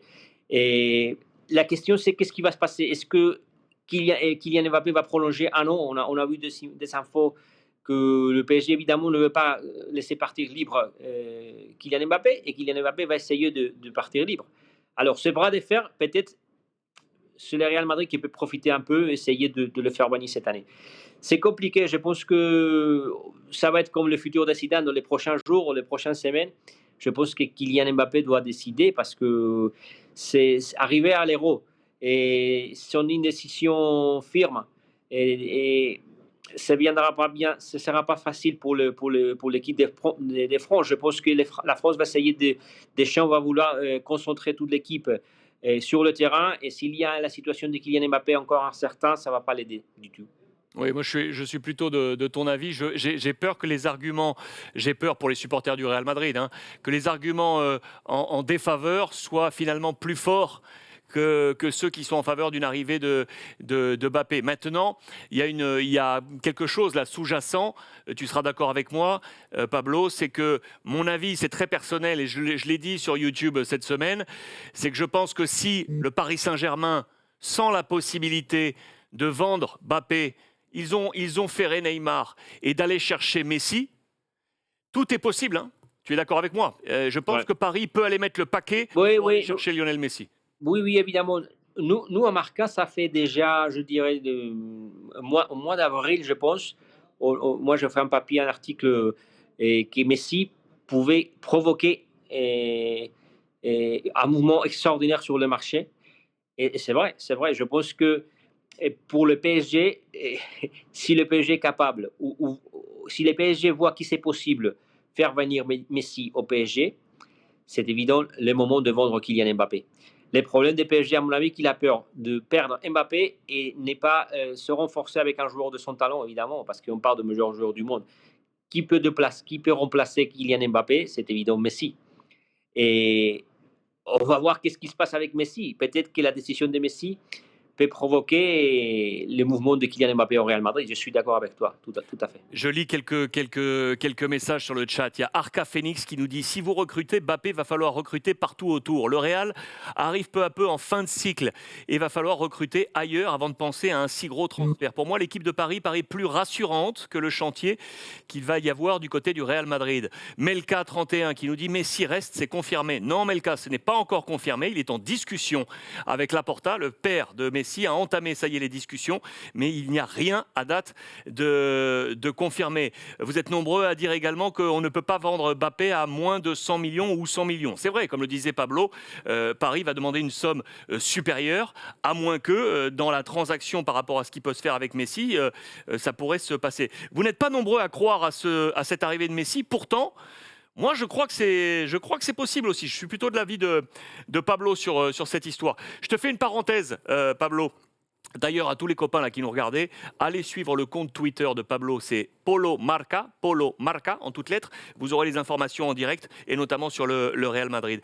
On est d'accord, c'était dans Marca également cette semaine. Ça, c'est important. Le Real ne voyagera pas cet été, hein, en raison là aussi des conditions sanitaires. Tout ce qu'on appelle la pré-saison, la pré-temporada, alors que normalement on va aux États-Unis, en Asie, au Moyen-Orient, aller chercher du financement. Là, on reste à la maison, hein. Oui, moins d'argent pour le Real. C'est un problème évidemment parce que c'est des sommes d'argent qui sont après très importantes avec les matchs amicaux aux États-Unis, surtout avec un tournoi avec des grands clubs européens c'était déjà une habitude. Et évidemment, c'est moins d'argent, c'est un problème, mais la situation de Covid, évidemment, oblige au Real Madrid à rester à Madrid. Heureusement pour le Real Madrid, ils sont tous pour travailler à Valdebebas, c'est un centre d'entraînement extraordinaire. Le principal obstacle, c'est, je pense, la température. Il fait très chaud à Madrid en été. C'est pour ça que normalement, ils se déplacent. Mais bon, en tout cas, ils sont un centre d'entraînement extraordinaire pour travailler et faire une bonne préparation. Et je te pose une dernière question sur le Real Madrid. Tu as un peu de temps ou pas, Pablo? Est-ce que tu as encore un peu de temps? Oui, mais oui, un petit peu. Ok, non, mais dis-moi, on est en direct. Si tu me dis il faut que j'y aille, tu y vas, hein, t'inquiète pas. Hein. Non. Je te dis, il faut que j'y aille, je te dis. Parce que 5 minutes, je peux rester encore. Ok, dis-moi juste une chose. D'après toi, si Benzema fait un bon Euro avec l'équipe de France, est-ce que tu crois qu'il peut être Ballon d'Or ou Lewandowski est au-dessus de tout le monde? C'est vrai que je ne sais pas pourquoi quand tu regardes le ranking de Ballon d'Or, on est toujours étonné de voir Karim Benzema il y a 2 années, même pas entre les 10 premiers joueurs. Et je pense que, je sais pas si, je doute que c'est compliqué, mais comme moi, j'aimerais bien le voir un jour, une saison, une année, entre les 3 premiers joueurs au Ballon d'Or, quand même, entre les 3. Le Ballon d'Or, c'est compliqué parce que Lewandowski, la Champions League, c'est toujours très important. Les buteurs sont toujours très importants. C'est vrai que Lewandowski n'a pas remporté cette fois-ci, cette saison, la Champions League, mais il a marqué ce soir, je crois. Il a Ouais. terminé la saison avec 41 buts. Ouais. 41 buts, c'est extraordinaire quand même pour Lewandowski. 30 pour Karim Mais Benzema. à mon avis, Karim Benzema, moins de buts, mais si vous regardez les passes décisives, l'influence sur le jeu du Real Madrid, je pense que c'est beaucoup plus important que l'influence de Lewandowski. Mais bon, ça va dépendre beaucoup. Mais moi, j'aimerais bien le voir comme Ballon d'Or, mais je vois aussi difficile de le remporter. Allez, je te pose la dernière question et je te laisse filer. Juste un avis sur le Barça, parce que tu sais, Albert Masnou, qui est normalement avec nous, notre copain de Sport, n'est pas là ce soir, mais je veux avoir ton avis. Tu as vu, là, cette semaine, Sport notamment, les copains catalans ont parlé de Griezmann, option Juventus. Tu as vu que le Français aurait été sur les tablettes de la Juve. Il y avait ça, il y avait la pression mise sur les cadres avec une baisse de salaire, il y a la révolution apportée de Laporta, il y a les intouchables maintenant du côté du Barça et tous ceux qui sont en vente, dont les Français Umtiti, Dembélé, Griezmann, tout ça ce serait en vente. On nous parle encore de l'arrivée de Xavi comme alternative. On nous montre que Koeman, ça serait 7,5 millions d'euros si on veut le laisser partir. Est-ce que tu penses que cette révolution catalane va avoir lieu? Ou est-ce que tu penses là aussi que c'est le domino Messi qui va tout orchestrer? Bon, je pense qu'il va y avoir une révolution, mais je parlerai d'une petite révolution parce que la situation économique de Barcelone, qu'est-ce qu'on va avoir comme de transfert? Je dirais des joueurs libres. Regardez bien, Barcelone est en train d'acheter Kun Agüero qui est libre, Depay peut-être qui est libre, mais le rêve de Neymar, on a vu tous que c'était qu'il n'y avait vraiment rien à faire. Et après, quel joueur peut venir? C'est compliqué. L'objectif, c'est de garder Messi. Mais on verra. Je pense, premièrement, Koeman, à mon avis, il ne restera pas. Et il faut chercher un entraîneur. On parle de Xavi, mais je ne pense pas que ce sera finalement Xavi. Mais c'est compliqué. C'est une situation difficile pour le Barcelone, surtout parce que la situation financière des clubs ne va pas lui aider pour faire une restructuration, un projet vraiment solide, à mon avis. Pablo Polo en direct de la rédaction de Marca à Madrid. Pablito, muchísimas gracias. Crack, como siempre, Polo Marca sur Twitter, à suivre impérativement. Pablo, merci beaucoup. Merci, bonsoir à tous. Et bon boulot au sein de la rédaction ce soir pour les papiers de demain. On va se régaler demain matin à cette lecture. Monsieur Cardel en régie, vous me dites dès que notre ami Hardy Hasselbruck est avec nous du côté de l'Allemagne. Le temps pour moi, du coup, d'échanger avec vous via le chat et de vous montrer ce qui s'est passé du côté de l'actualité catalane, puisque Albert ne sera pas avec nous ce soir. Et je vais vous montrer également l'Angleterre. À suivre également, restez bien avec nous parce que un petit nouveau sera avec nous, monsieur Sacha, qui sera avec nous depuis la Belgique, qui nous fera le point complet sur la sélection belge, notamment nous donner des nouvelles d'Eden Hazard. Et je peux vous assurer que la Belgique semble avoir un papier de favori dans cette Euro après la dernière Coupe du Monde qui avait été très très bonne. Donc ça, c'est la presse catalane de cette semaine, avec, vous le voyez, donc comme vous l'a dit Pablo, cette option de la Juve pour aller chercher éventuellement Antoine Griezmann et cette pression placée sur l'ami Sergi Roberto, Busquets et Piqué, les capitaines du Barça, pour leur demander de baisser leurs émoluments pour la saison prochaine. Le président Laporta l'a annoncé. Il veut une révolution. Il l'a dit lui-même, parce que vous avez été très nombreux à interagir avec moi cette semaine sur YouTube pour me dire « Alex, tu es trop dur en disant que Laporta est un démolisseur ». Pourtant, c'est le terme qui a été utilisé dans la presse, les amis. On parle de démolition. Il l'a dit, on est à la fin d'un cycle. On doit démolir et reconstruire. Ce sont les mots de Laporta. Je vous montre ça. Regardez, c'était dans les colonnes de Sport cette semaine. Vous voyez les codes couleurs. En noir, les amis. En noir, c'est tous les joueurs qui sont annoncés en vente. Neto, le deuxième gardien. Umtiti, le français. Junior. Pjanic, qui était arrivé de la Juve. Coutinho. Dembélé. Griezmann. Braithwaite. Matthäus et Riqui Puig, qui, lui, serait prêté. En orange, ce sont les incertitudes, avec Serginho Dest, Trincao et l'autre français, l'anglais. Vous le voyez. En rouge, donc les classiques qui vont rester, mais on leur demande de baisser les salaires. Piqué, Alba, Sergi Roberto et Busquets, et en vert, ceux qui normalement devraient porter le Barça de la saison prochaine. On met bien entendu le focus sur Messi, Ter Stegen qui pourrait donc rester, à moins que Mino Raiola vende Donnarumma au Barça, Araujo, Mingueza, De Jong, Pedri, Illich et Ansu Fati. Vous le voyez, il va y avoir de gros mouvements du côté du FC Barcelone. Est-ce que ce sera Xavi? Est-ce que ce sera Xavi, le prochain entraîneur du Barça? Donnez-moi votre avis d'ailleurs sur le chat et je vous répondrai du coup là-dessus. En tout cas, c'est l'alternative. Il est arrivé cette semaine du côté de Barcelone avec sa famille. Vous pouvez imaginer que tous les reporters étaient là pour venir le photographier et lui poser des questions. Il passe logiquement ses vacances du côté de Barcelone. Donc il est arrivé en famille, avec les enfants, avec son épouse. Et donc logiquement, on se dit qu'il va profiter de cette séquence pour aller discuter avec Laporta pour éventuellement être le prochain entraîneur du FC Barcelone. Je vous montre, on va les retrouver Hardy Hasselbroek dans quelques petites secondes, je vous montre les chiffres du Barça sur les dernières saisons, le nombre de points trustés avec les titres. Vous voyez quoi? Vous voyez que le nombre de points a baissé. Le Barça a pris des points lors de cette dernière journée. Pour autant, on reste en dessous des chiffres de la saison précédente. Et vous le voyez, il y a une baisse là, depuis 4 ans, du nombre de points marqués par le FC Barcelone. Même si là, ils ont été champions. Vous le voyez sur ces 2 années. Ça ne fait pas les affaires de Ronald Koeman. Pour autant, vous l'aurez compris, regardez, ça coûte 7,5 millions d'euros si on décide d'enlever Ronald Koeman qui est en ce moment à la tête du FC Barcelone. L'accord semble total avec le Kun Agüero, ça Pablo vous en a parlé, l'attaquant de Manchester City qui devrait arriver dans les prochaines heures du côté du FC Barcelone.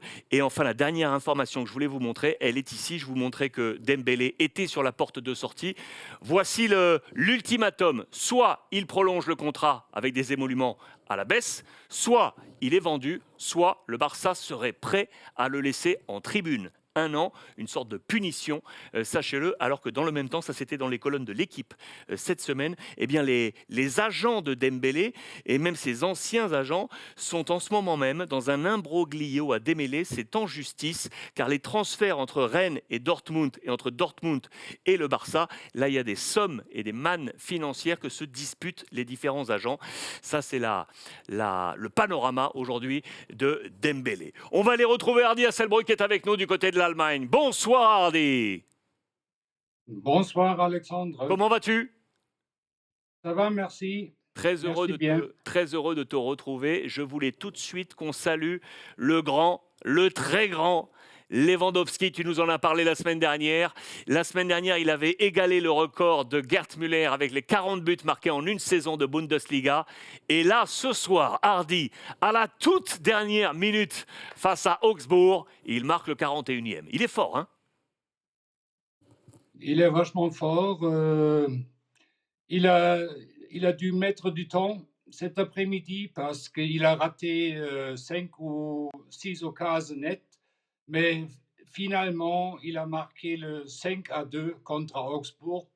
C'était son 41e but de la saison, le nouveau record. On parlait à l'instant sur la tablette, Hardy, du Ballon d'Or. Pour toi, il n'y a pas de secret. Pour toi, peu importe ce qui se passe à l'Euro, pour toi, c'est Lewandowski le Ballon d'Or cette année. Oui. Bon, il a pas la possibilité de gagner le titre en Europe, c'est presque sûr, mais ces matchs avec le Bayern, c'est magnifique. Quand je regarde, là tu me donnes la transition avec, l'euro, et effectivement avec la Pologne, ce sera difficile d'aller gagner cet euro, et tu m'amènes à la sélection allemande. Cette semaine, c'était l'annonce de Jogi Löw de cette sélection. Il y a eu pas mal de choses. Tu nous l'avais dit, Hardy, tu nous avais dit, Müller sera là, Hummels sera là également. Il a finalement repris les vieux, hein? Il a pris les vieux parce que, à mon avis, il a l'intérêt de les prendre. C'est à peu près le même cas qu'en France avec Benzema.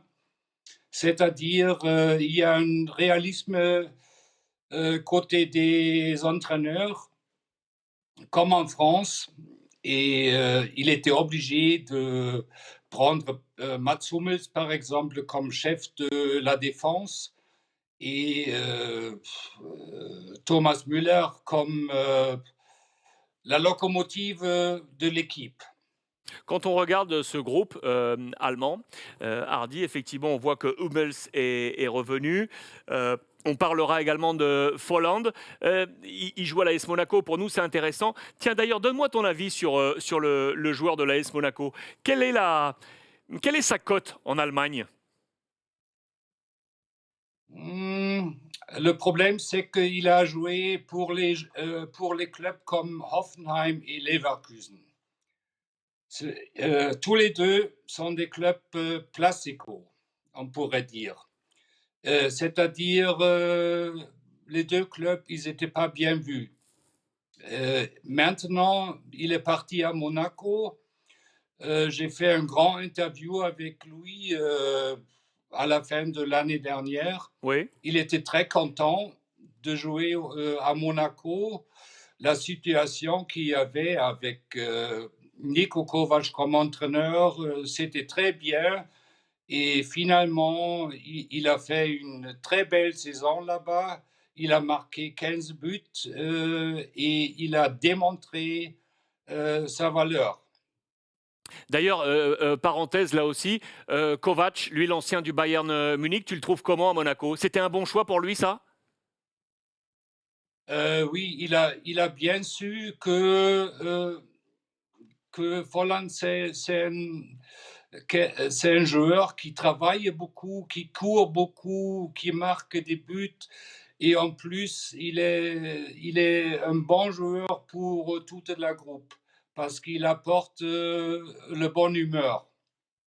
Je reviens à cette sélection de Jogi Löw. On voyait dans les différents papiers, que ce soit Kicker, ton journal, très bon hebdomadaire que l'on retrouve dans tous les kiosques en Allemagne, et puis les confrères également de Bild. Vous l'avez précisé, vous, Hardy, vous l'aviez déjà pressenti. Draxler n'avait aucune chance d'être dans cette sélection de Jogi Löw?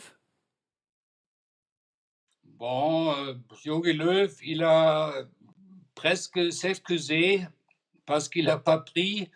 Mais à mon avis, il n'a même pas eu le choix parce que finalement, Julian Draxler était trop faible avec le PSG. Il a rarement joué, même s'il a progressé les derniers mois. Mais ce n'était pas assez parce que Julian Draxler, c'est un talent qui ne développe pas, même s'il a prolongé son contrat avec le PSG. Boateng, le vieux Boateng également. Il a eu des déboires cette année, on le sait, avec la disparition de son ex-fiancé. Ça a été très compliqué pour lui en dehors du terrain. C'était trop compliqué pour espérer là aussi qu'il soit dans la liste des 26? Je crois que Jérôme était l'un de plus. C'est-à-dire, il a bien joué au Bayern en Bundesliga, mais il a eu du mal dans les matchs internationaux. C'est-à-dire, à mon avis, Jogi Löw, il a bien observé ce qu'il a fait au Bayern et il a pris sa décision. À mon avis, Jérôme Boateng, il est trop lent maintenant. Quelles sont pour toi les surprises de cette liste de Jogi Löw? Quelles sont les surprises que Kicker souligne de cette sélection des 26? Bon, les surprises, c'est d'abord Kevin Folland, c'est sûr. Il y a aussi un arrière gauche de Fribourg, Christian Günther, qui n'est pas tellement connu au niveau international. Et c'est aussi Marco Reus qui s'est retiré soi-même à cause de ses blessures qu'il a eues dans la saison. Donc ces trois hommes, pour toi, ce sont les surprises de cette liste de Jogi Löw? Oui, oui. Quand tu regardes cette liste et que tu me donnes ton analyse sur les gardiens, donne-moi cette analyse. Neuer du Bayern, Leno, on est d'accord, de Arsenal, et également l'ancien du Paris Saint-Germain, Trapp de Francfort. Pour les supporters du PSG qui nous suivent, ça a donné quoi Trapp à Francfort? Trapp, c'est un gardien vachement régulier. Il a rarement des erreurs et il a sa place dans la groupe de Jogi Löw, comme par exemple aussi Marc-André ter Stegen, le gardien de Barcelone, qui se fait opérer maintenant et il n'est pas dans la liste. Exact. Mais Kevin Trapp, c'est un bon gardien au niveau national. Et la saison prochaine, il va jouer en Ligue d'Europe. Et je crois qu'il a fait une belle saison aussi à Francfort. Quand je regarde le milieu de terrain de cette liste de Jogi Löw, Hardy, et que je vois les Kroos, les Kimmich, les Goretzka, le petit Moussiala, du Sané également, du Gundogan, du Emre Can, il y a du lourd quand même. Hein. Il y a une qualité milieu de terrain du côté de la sélection allemande qui est sans doute l'un des meilleurs de cet Euro. Hein. C'est peut-être le milieu de terrain qui est peut-être la meilleure force de cet Euro, d'après toi. Est-ce que c'est le milieu qui est la première force de cette Allemagne? Oui, bien sûr, parce que au milieu, Jogi Löw, il aura le choix. C'est-à-dire, à mon avis, c'est pas sûr pour l'instant. Est-ce que, par exemple, Toni Kroos va rejouer dans cette groupe?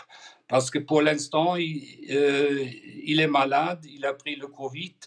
C'est pas dit qu'il peut reprendre assez vite.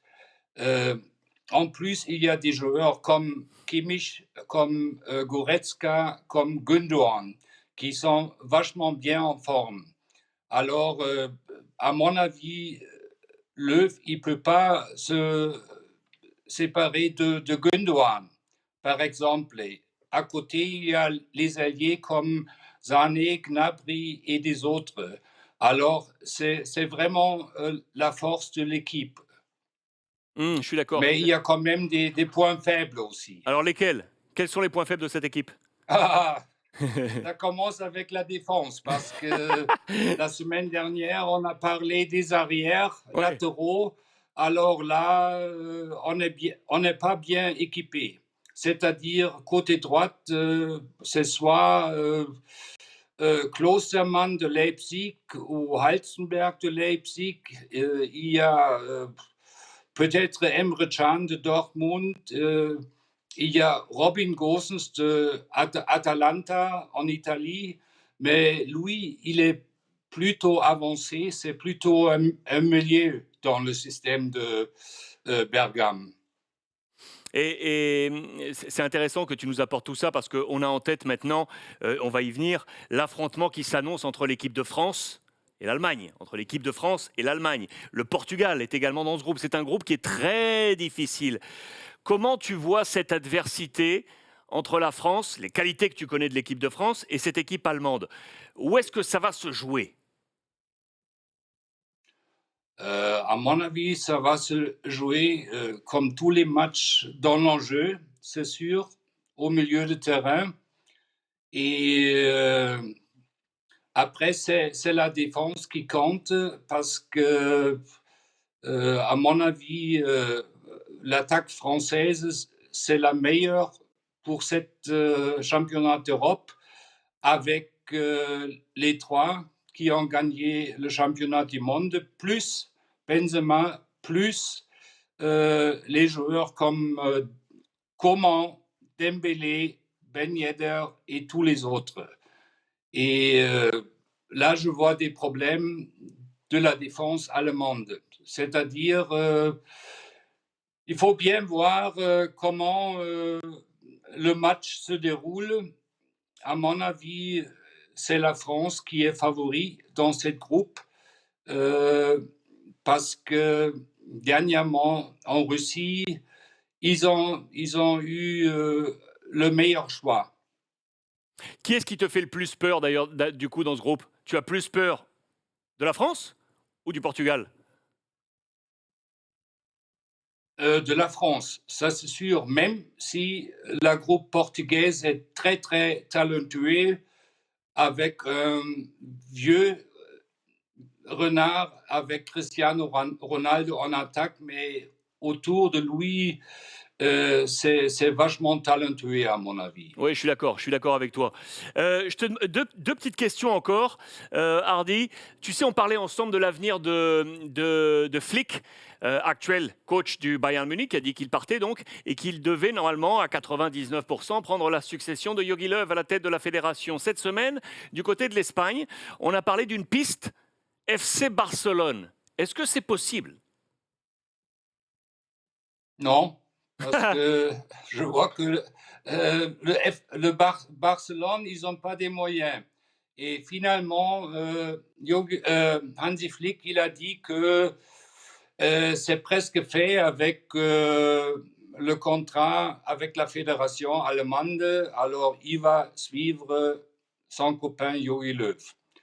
Je voulais terminer avec un... Ça, c'est presque sûr. Je voulais terminer avec un visage, justement, en parlant du Bayern, et puisque Flick s'en va, Hardy, c'est l'ami Gerland, Hermann Gerland, qui est un nom peut-être qu'en France, vous ne connaissez pas. Je peux vous assurer que c'est une véritable idole. En Allemagne, il était ancien joueur, et il était l'éternel adjoint de tous les coachs qui sont passés au Bayern Munich de son vivant presque. Les Jupp Heynckes, les Van Gaal, les Guardiola, les Flick, ils ont tous été adjoints. Et là, Nagelsmann arrive et Nagelsmann a dit « Je n'en veux pas ». Il ne veut pas de l'ami Gerland. C'est ça, Hardy. Hein. Là, il y a une grosse page historique du Bayern qui se tourne et l'ami Gerland, qui est ici, s'en va. Oui, il a bien fait pour la famille du Bayern. Je le connais très bien parce qu'à l'époque, il était entraîneur ici à Nuremberg et j'ai travaillé avec lui. C'est un mec formidable. Il plaisante tout le temps. Il a le bonne humeur. Et à mon avis, il va manquer au Bayern plus que, par exemple, Miroslav Klose, qui aussi va partir du Bayern. Oui, exact. Hermann Gerland, c'est vraiment la clé au Bayern. Et d'après toi, est-ce que c'est pas... tu m'as dit, Nagelsmann, c'est pas sûr, vu sa jeunesse, qu'il ait les clés du management pour un club comme le Bayern. Est-ce que tu ne crois pas que ce type d'action, c'est un peu trop fort, c'est un peu trop révolutionnaire pour le Bayern Munich? Est-ce que le Bayern ne laisse pas Nagelsmann faire pour voir ce qu'il est capable de faire, mais peut-être qu'on lui rappellera ça s'il venait à être à l'échec? Parce que ça, c'est quand même un gros coup. Hein. Est-ce que c'est pas trop fort, ça, de la part de Nagelsmann? C'est un grand devoir, à mon avis. Il faut s'y mettre là-bas avec tous les vedettes en tête du club, avec Rummenigge, avec Oliver Kahn l'an prochain. Et il y a aussi, comme toujours, Uli Hoeneß. Je ne veux pas parler de Beckenbauer parce qu'il est plus influent là-bas au club, mais les autres, ils sont tous là. Et pour Nagelsmann, ça va être le grand problème, à mon avis, de s'y mettre là-bas. Alors, il faut l'acceptance de l'entraîneur, mais il faut aussi l'acceptance de son staff qu'il a là-bas à Munich. Je sens la semaine dernière déjà, et ce soir encore, Hardy, que toi, tu n'es pas convaincu de la réussite de Nagelsmann au Bayern Munich. Hein? C'est comme ça, bien sûr. Hardy Hasselbroek, avec nous en direct de Nuremberg. Hardy, mille merci d'avoir été avec nous, de nous avoir une nouvelle fois porté cet œil sur l'actualité allemande en vue de l'Euro. Merci Hardy. De rien, avec plaisir. Bonne soirée. À très très vite et bonne soirée. Dans un instant, Sacha sera avec nous pour nous apporter un éclairage sur toute l'actualité du côté de la Belgique. Cardel, tu me fais signe bien évidemment dès que Sacha est avec nous. J'arrive dans un instant, le temps pour vous, de vous montrer également les 2-3 informations tombées là cette semaine du côté de l'Angleterre, parce qu'il y en a une très très forte. Je vais essayer de retrouver mon petit lecteur, ne bougez pas, je mets ça sur la petite tablette. Ça fait partie du direct, voilà qui est fait. Et je vais m'installer dessus. Vous avez vu ça très certainement, c'est l'annonce de Harry Kane. Je vous ai montré ça sur la revue de presse sur YouTube tous les jours. Harry Kane, ça a eu l'effet d'une bombe avec le prénom Harry, le H, le jeu de mots est là, la bombe H. Harry Kane a tout simplement déclaré à Tottenham, à Daniel Levy, le patron, qu'il voulait partir. Il n'en peut plus, il est au bout d'un cycle, il le dit lui-même, il a porté cette équipe de Tottenham. Il veut aller plus haut, plus loin, prendre des titres et il parle de rester en première ligue du côté de Chelsea, Manchester United ou Manchester City. Regardez ce message. Let me go. Laisse-moi partir. C'est le message de Harry Kane à son boss Daniel Levy. Il est là, Daniel Levy, parce que Harry Kane aurait déclaré au micro de nos confrères de la Sky qu'il sentait qu'il n'y aurait pas d'échange, de discussion et qu'il pourrait voir les portes fermées. Il est encore en contrat avec Tottenham. Lui, ce qu'il voudrait, Harry Kane, c'est un gentleman agreement, comme on dit. Vous savez, un accord cordial avec le club pour qu'il puisse partir. Et surtout, Harry Kane dit tout simplement une chose: laisse-moi partir maintenant et tu vas prendre du cash. Parce qu'on évalue la somme à 100, 120, 130 millions d'euros. Vous imaginez cette somme? Et il dit tout simplement à son président: laisse-moi partir parce qu'il y a peut-être une manne financière à prendre. Et sachez qu'actuellement, dans les dernières heures, la pole position serait tenue par les Citizens, la formation de Pep Guardiola, Manchester City, qui se déleste, vous le savez, de Kun Agüero, et bien de prendre tout simplement Harry Kane pour être le numéro 9 de cette attaque de Manchester City. Regardez, ça c'est la presse aujourd'hui. Ça c'est aujourd'hui. Regardez le rêve avec ce photomontage où on voit Harry Kane avec le maillot de Manchester City pour épauler De Bruyne. Ils étaient adversaires, on les rêve, coéquipiers. Voilà ce qui pourrait se passer dans les prochaines heures du côté de Manchester City. Sacha Tavolieri est avec nous. Bonsoir Sacha. Petit problème de son. Monsieur Cardel, on ne te reçoit pas Sacha. Il n'y a pas de souci. Non plus. Tu sais ce qu'on va faire Sacha? Déconnecte et reconnecte-toi. On refait ça. Déconnecte et reconnecte-toi et on va trouver le bon tempo pour être ensemble. Je vous donne les dernières informations d'ailleurs sur la presse anglaise au passage, puisque je vous montrais ça, c'était la presse aujourd'hui. Vous voyez en haut également, c'est la bataille pour les places Ligue des Champions. Tout à l'heure avec Michela, on parlait de la bataille demain entre le Napoli, l'AC Milan et la Juve. Sachez qu'en Angleterre, c'est énorme ce qui est en train de se passer pour l'accessit à la prochaine Ligue des Champions. Ils sont 3, il y a 2 places. 2 places, vous le savez, avec Leicester et Brendan Rodgers, Chelsea, bien entendu, avec Thomas Tuchel, et Liverpool, avec l'ami Jürgen Klopp, qui est revenu dans la danse. Regardez la presse également, les 3 visages, 2 de ces 3 seront dans le top 4. C'est le scénario rêvé pour le suspense de cette première ligue pour ces dernières journées, avec bien entendu Jürgen Klopp qui est remonté telle une flèche ces dernières journées avec Liverpool pour éventuellement truster cette 4e place. Sacha, est-ce que ça marche? J'espère. Magnifique. Est-ce que vous m'entendez? Magnifique. Bienvenue, Sacha Bonsoir, Tavolieri qui rejoint la bande du Ruiz Club Le Mag et pour nous parler de toute l'actualité belge. Sacha, c'est un grand plaisir, un vrai grand plaisir de t'accueillir dans notre équipe. Attention, c'est comme un examen de passage, hein. Fais gaffe, hein. C'est comme un examen. Il fallait étudier un petit peu, bah oui, évidemment. Il faut être scolaire, c'est normal. Tu t'en doutes. Bon, écoute, on est très heureux de partager avec toi. Où est-ce que tu es installé d'ailleurs, Sacha? Moi, je suis ici dans la région de Liège. De Liège, donc dans le sud du pays. D'accord. Ouais, alors, les dernières infos, d'ailleurs, tout de suite du côté de la Belgique, je vais montrer ça avec la presse, parce que j'ai la presse belge avec moi. La première info, c'est que le champion est tombé, là. Ces dernières 48 heures, ça y est, c'est Bruges. C'est Bruges qui est sacré champion de ce championnat belge. Est-ce que ça a été un beau championnat? Est-ce que c'est un beau champion? Et est-ce que les grosses écuries, je pense notamment à Anderlecht, avec compagnie et compagnie, le Standard qui a été en révolution cette année, est-ce que ça a tenu? Est-ce que ça a été un beau championnat?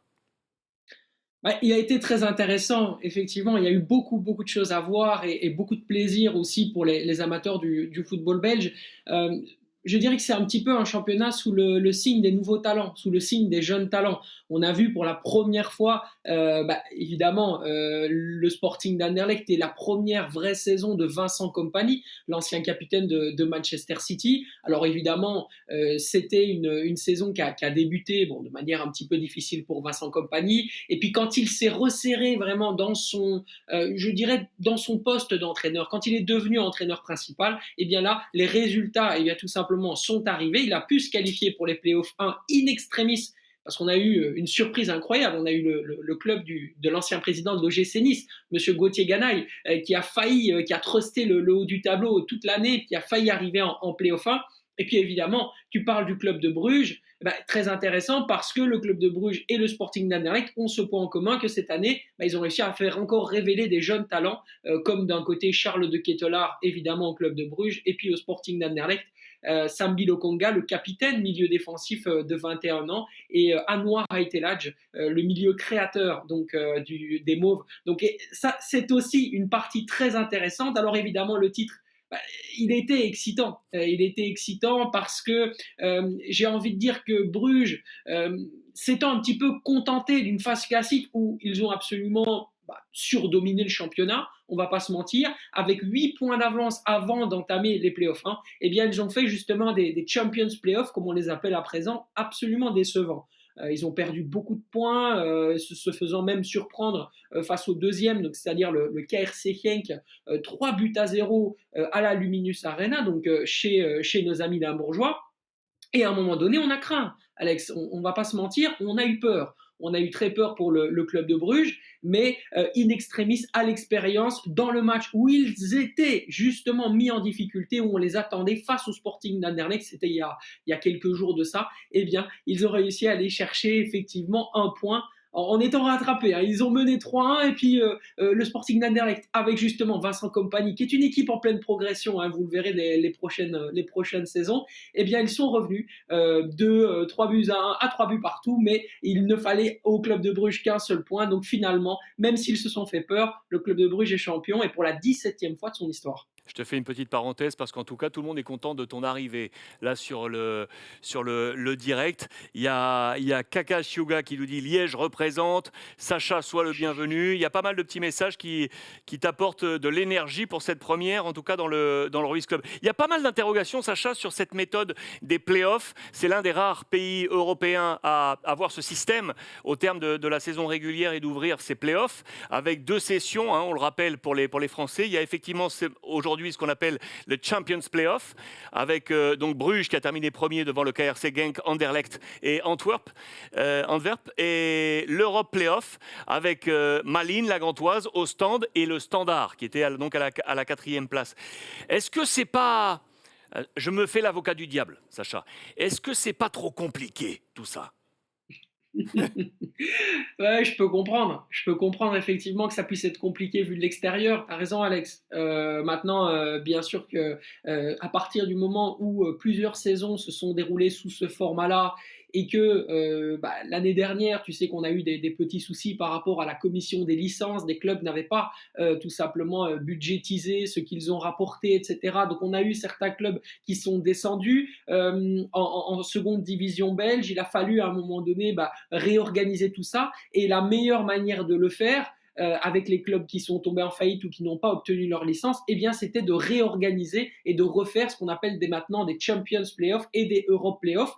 Je dirais que la Formule A6, effectivement, avait ses limites. Je sais que par exemple le champion en titre, donc le club de Bruges dont on a parlé, n'est pas forcément fan de la méthode. Le président Bart Verhaeghe avait d'ailleurs il y a quelques mois de cela publié un édito dans le journal Le Monde où il prônait justement pour le système de la Benelux, disant que c'était l'avenir à court terme évidemment des petits championnats comme le championnat de Belgique, mais aussi celui des Pays-Bas, où on pourrait augmenter tout simplement notre capacité d'évolution et notre manière d'évoluer justement économiquement vers de meilleurs, je dirais de meilleurs résultats, surtout sur le plan européen, parce que c'est ce qui manque à la Belgique, c'est ce qui manque au club de Bruges, c'est ce qui manque à tout le monde.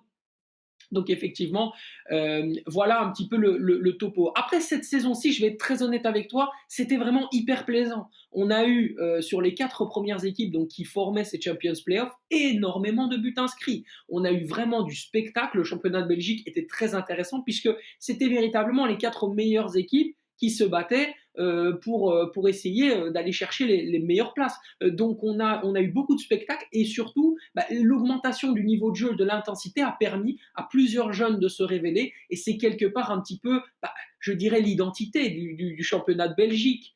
C'est cette opportunité que nous offrons à la fois aux étrangers qui viennent en Belgique, mais aussi aux jeunes qui se forment en Belgique, de tout simplement d'avoir un tremplin vers l'étranger. En général, statistiquement, c'est plus souvent les Néerlandais, hein, donc la courbe migratoire, elle tend plus vers les Pays-Bas, mais bon, évidemment, vous savez que l'Angleterre et les championnats, comme le championnat allemand et le championnat français, sont également très attentifs à nos talents en Pro League. Sacha, on en vient à cette information de cette semaine, donc avec l'annonce du groupe des 26 de Roberto Martinez, le sélectionneur espagnol de cette sélection belge, qui était en train de tracer sa route. Il est arrivé en 2016, il est en train de récolter les premiers fruits de ce travail, avec en tête bien évidemment la demi-finale de Coupe du Monde en 2018. Je voulais avec toi avoir un éclairage sur ces choix des 26. J'ai là avec moi les différents papiers, avec notamment Le Soir, avec les dernières heures de Bruxelles qui ont donné cette liste des 26. On va essayer de répondre en mode un peu laser, comme ça on détaille un peu tout. Je vais rappeler les clés. Gardien, Courtois, Mignolet de Bruges ou encore Mats Sels, ça c'est une surprise. Le Strasbourgeois. On parlera des défenseurs, où là il y a des noms ultra connus. Les ailiers, comme vous les appelez encore en Belgique, avec Carrasco, Nasser Chedli, Castagne, Thomas Meunier ou encore Torgan Hazard. Les milieux de terrain, les ailiers, pardon, ce sont les défenseurs latéraux, hein, vous aurez compris ici en France, on les appelle comme ça encore en Belgique. Les milieux de terrain avec Kevin De Bruyne, Dendoncker, Pret qui est là, Tielemans, Van Aken qui a la consécration avec le titre de Bruges, ou encore Axel Witsel, où là il y a un point d'interrogation, on va y revenir, et puis on parlera des attaquants. Le titre du soir, Chedli, la seule surprise du chef. Sacha, est-ce que c'est ça la surprise ? Tu me permettras quand même de poser une petite réserve sur ce titre, puisque quelque part, en choisissant Chadli, Roberto Martinez a opté pour la sécurité. C'est ce qui nous rapproche, notre sélectionneur du vôtre, évidemment, je parle des Bleus de Didier Deschamps. C'est ce qui rapproche un petit peu la Belgique et la France, c'est le pragmatisme, cette science du groupe. De cet homme qui est Roberto Martinez, fondamentalement un fin lobbyiste, un homme politique, un homme de communication qui n'aime pas se fâcher avec personne, qui, quelque part, pour qui le groupe prévaut. Et au vu de Nasser Chadli, évidemment que Nasser Chadli fait partie de ce groupe, il a créé l'histoire de ce groupe. N'oublions pas que c'est lui qui a inscrit le fameux but face au Japon, le 3-2 permet à la Belgique... Voilà, c'est ça, d'aller chercher c'est ce magnifique match, évidemment, dont on se souvient tous, en tout cas en Belgique, face au Brésil.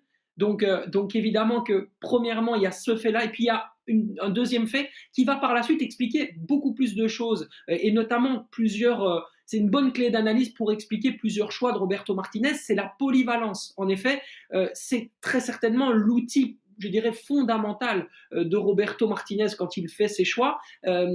Pour peu, Nasser Chadli pourrait jouer donc dans ce fameux système qui est celui de Roberto Martinez de 3-4-2-1 sur la gauche, sur les deux postes de l'axe, mais également à droite. Et s'il y a une volonté offensive, et il pourrait même jouer en tant que 9,5, en tant que soutien d'attaque. Donc ça permet aussi à notre ami Roberto Martinez d'avoir tout simplement plus de largeur dans son panel et tout simplement utiliser ses joueurs comme il pourrait utiliser plusieurs outils pour mener à bien son animation de jeu et sa science du groupe, évidemment. Sacha, je m'excuse déjà, je présente mes excuses à tous les supporters belges parce qu'effectivement, on me tacle un peu sur la prononciation des joueurs. J'en suis confus. Je n'ai pas cet accent et Sacha me donnera quelques cours pour être bon pour l'Euro. Donc, Shedley, on aura compris, c'est sa polyvalence qui aura été l'arme forte pour être dans ce groupe des 26, alors qu'on s'en souvient, il n'avait pas fait un très bon match à Prague en mars. Il était sorti, mais il était tout juste de retour de blessure, donc ça pouvait encore s'expliquer. Je te pose ces questions, on se répond un peu plus en laser. Pourquoi pas de Fellaini ? Parce que c'est ce qu'a dit en tout cas Roberto Martinez dans la presse. Après, je te donnerai aussi mon avis. Il n'aurait pas été, selon lui, respectueux vis-à-vis des autres s'il l'avait rappelé 3 ans après que lui-même ait décidé de mettre fin à sa carrière internationale. Il n'aurait pas été tout simplement, ça aurait été un petit peu honteux en rapport aux autres qui ont fait la préparation, se sont qualifiés, ont gagné les matchs qualificatifs pour cet Euro. Et donc forcément, en termes de dynamique de groupe, encore une fois, on revient sur cette fameuse dynamique de groupe et ce pragmatisme de Roberto Martinez, eh bien ça l'aurait pas fait, quoi. Cels, le gardien strasbourgeois, numéro 3. Ça, c'est quand même une grosse surprise. Bon, Courtois, rien à dire. Real Madrid, ok. Mignolet, assez logique. Avec Bruges, sacré champion. Mais alors, Mats Cels, bien entendu, je souligne son travail avec la saison de Strasbourg. Mais je suis assez surpris de le voir là. Je pensais notamment à Castells, qui aurait pu avoir ce poste. Quid ? En fait, Castells était dedans. Il faut savoir que, et Roberto Martinez l'a bien dit en conférence de presse, Koen Castells faisait partie de ce groupe. La seule chose qui l'a empêché de faire cela, eh bien, c'est tout simplement une blessure assez importante qui l'obligera, évidemment en accord avec son club de Wolfsburg, eh bien, à se faire opérer, ce qui l'oblige quelque part à manquer cette compétition. Ce n'est pas un choix de Roberto Martinez. C'est pour ça que quand on parle de surprise, je préfère tout de suite donner cette information. Après, est-ce que le fait que Mats Cels soit le 4e gardien des Diables Rouges est une surprise ? Ça, on peut s'interroger là-dessus. Mais en ce qui concerne Castells, il était dans le groupe s'il n'avait pas été blessé. Ça veut dire que Wolfsburg a préconisé effectivement qu'il, comme bon nombre de joueurs, fasse bien l'opération pour être bon en pré-saison, pour lancer la saison. Ce qui reste aussi assez logique puisque c'est l'employeur premier du joueur dans cette affaire. Je voulais t'interroger sur Witsel. Parce que lui, on parle de blessure. Alors lui, le pauvre, il a pris un coup de charbon, mais il est dans des phases de récupération avancées. Et là, je crois que Martinez, il joue un pari, puisqu'au dernier moment, juste avant de donner la liste officielle, il aura la possibilité, on le sait, d'avoir un joker. Et on se dit, soit il récupère, soit, ok, je prends un joker. En gros, c'est ça, c'est un pari. Oui, c'est un vrai pari, effectivement. Donc, c'était le 9 janvier dernier. Ce sont les tendons, tout simplement, du talon d'Achille qui ont sauté chez Axel Witsel. C'était lors du match face à Leipzig avec son club de Dortmund. Alors, bon, bien sûr, Axel Witsel est le soldat de Roberto Martinez. C'est son élément, je dirais, pratiquement le plus important sur le terrain, celui qui va orchestrer cette animation de jeu à 3-4-2-1 dont j'ai parlé précédemment, et donc forcément, il est capital. C'est ce pourquoi, quelque part, il ne pouvait pas ne pas être dedans. Après, l'inquiétude, elle vient bien plus de son aptitude physique et de son intensité. Pas plus tard que ce matin, il livrait une interview à la radio-télévision belge où lui-même était relativement évasif sur son état. Et quelques semaines encore auparavant, on avait son papa qui disait qu'effectivement, s'il pouvait remarcher, ce serait quand même relativement, je dirais, positif. Donc, imagine la situation dans laquelle on est pour le moment. Aujourd'hui, si le scénario qui est envisagé par tout le monde et qui est celui le plus logique, c'est qu'effectivement Axel Witsel ne fasse pas les matchs de préparation, donc ce sera face à la Grèce et face à la Croatie, donc je crois que c'est le 3 et le 5 juin prochain de mémoire, non, le 3 et le 6 juin prochain, et puis évidemment, peut-être capitaliser sur un autre type de milieu de terrain. On a vu qu'Yuri Tielemans c'était complètement en pleine bourre, qu'il intéressait notamment des clubs comme Liverpool. C'est lui qui a offert évidemment la Coupe d'Angleterre à Leicester avec ce magnifique but face à Chelsea. Donc, on capitalise sur les joueurs qui sont en forme et quelque part, on attend qu'Axel Witsel refasse un petit peu le coup de ce qu'avait fait Vincent Kompany à la Coupe du Monde 2018. C'est-à-dire revenir lors des phases finales. C'est un petit peu la stratégie de Roberto Martinez concernant Axel Witsel. Est-ce qu'on a la même stratégie avec Eden Hazard finalement? Alors le frangin est là, Torgan qui est très bon, moi j'adore ce joueur. Eden qui est dans une phase de reprise avec le Real Madrid depuis un gros mois. On sent que ça revient, on sent très sincèrement, et on a l'impression que Roberto Martinez est plutôt très confiant, qu'il a l'impression de sentir qu'Hazard va être, je ne dis pas à 100%, mais pas loin de son meilleur niveau pour l'Euro. Oui, bon évidemment ça c'est sujet à plusieurs interprétations. C'est pas la mienne en tout cas. Moi je pense que de toute façon Roberto Martinez considère Eden Hazard comme son fils spirituel. Donc il est fort possible qu'effectivement il le mette dans les meilleures conditions pour qu'il puisse avoir un maximum de temps de jeu, ou en tout cas il puisse se préparer à en avoir, notamment avec ces fameux matchs. Quoi qu'on en dise, seront quand même très importants ces petits matchs amicaux juste avant l'Euro, notamment pour donner quelques signes indicateurs comme cette question Eden Hazard titulaire ou pas à l'Euro. Après, il faut quand même être honnête et poser un débat. Est-ce qu'on ne serait pas meilleur à l'heure actuelle avec un Leandro Trossard à 100%? Quand même, le joueur de Brighton est quand même très fort en ce moment. On voit le festival qu'il a fait sur le but face à Manchester City. C'est pratiquement lui qui offre la victoire la semaine dernière face aux Citizens.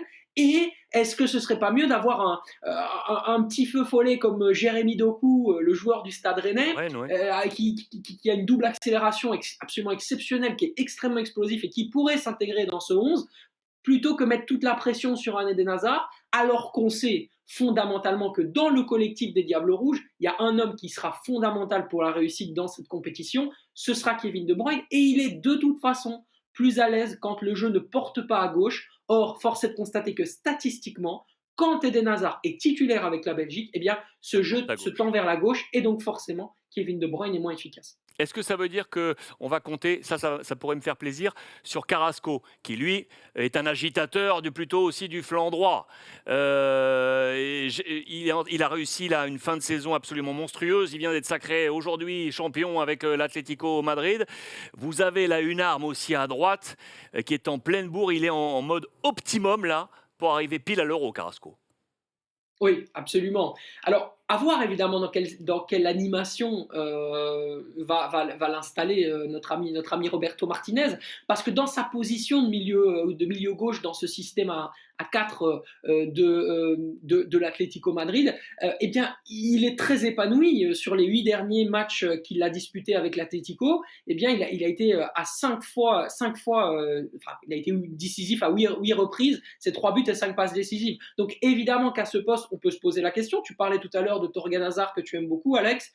Par exemple, il pourrait prendre cette position d'ailier ou de latéral gauche dans ce système à 3-4-2-1 pour prendre ce couloir et effectivement faire le même type d'effort que ceux qu'il fait du côté de l'Atlético Madrid. C'est une possibilité. Après, tout le monde sait la capacité de dribble et la percussion que peut amener justement en tant que soutien d'attaque dans les combinaisons aussi avec Romelu Lukaku. Enfin, ça peut être très alléchant et extrêmement intéressant qu'a Carrasco. Donc encore une fois, la polyvalence pourrait prédominer sur ce dossier-là et sur ce cas Carrasco, mais c'est une évidence que pour moi, il faut le mettre titulaire. Alors, à la place d'Eden Hazard ou pas, ça reste un choix de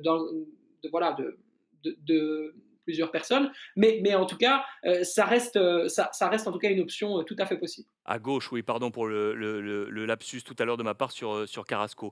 Il nous reste que quelques minutes. On va vite, Sacha, parce que j'en ai encore plein des questions. Mais ça veut dire qu'on va se retrouver pour les prochaines semaines et très certainement être dans le team pour l'Euro, pour ce travail qui nous attend à l'échange. Je vous rappelle d'ailleurs qu'on est en train de vous fabriquer une petite grille aux petits oignons avec toute l'équipe de First Team et avec le stream pour, durant tout l'Euro, vous offrir du 24-24. On va se régaler pour couvrir la compétition européenne.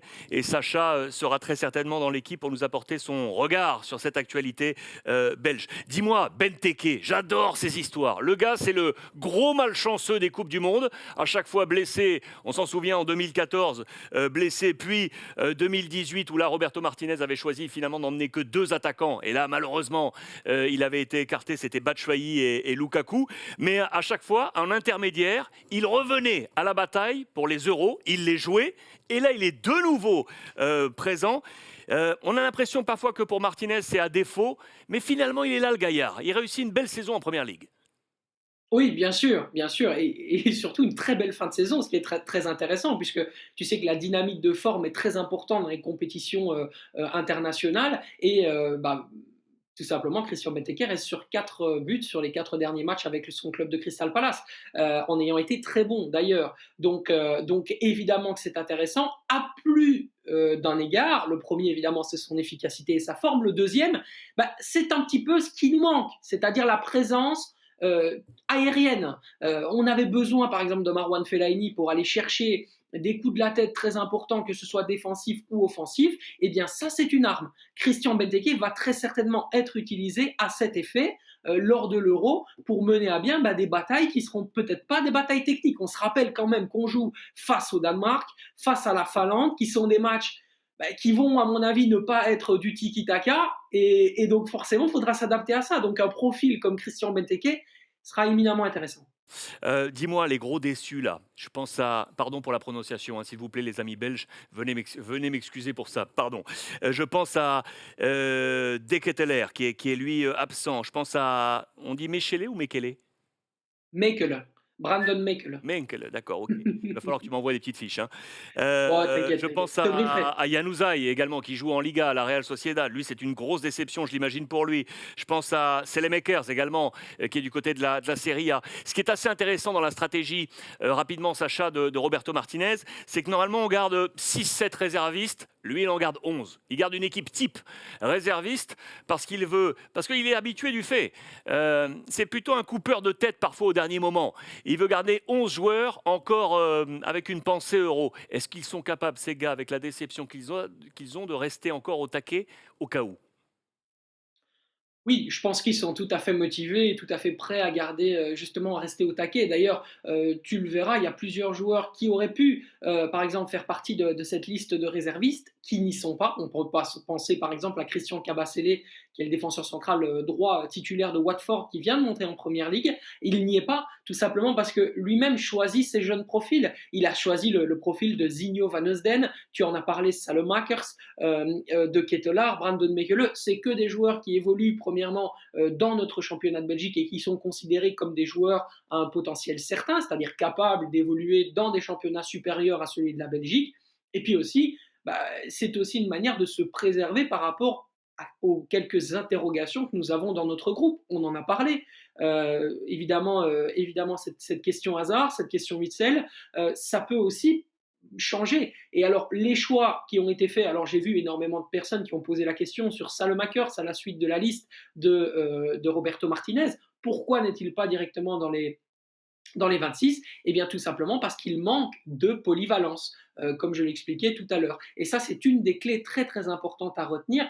Il faut être parfois capable de jouer à 5-6 postes différents, je dirais 3-4 pour ne pas exagérer, mais c'est un petit peu comme ça qu'il raisonne le technicien espagnol. Je te donne une grosse minute. Quelles sont les chances de la Belgique à cet euro? Donne-moi, on a parlé des choses positives, donne-moi peut-être une à deux failles, une à deux faiblesses de cette équipe de Roberto Martinez, demi-finaliste de la Coupe du Monde 2018, qui attend la consécration.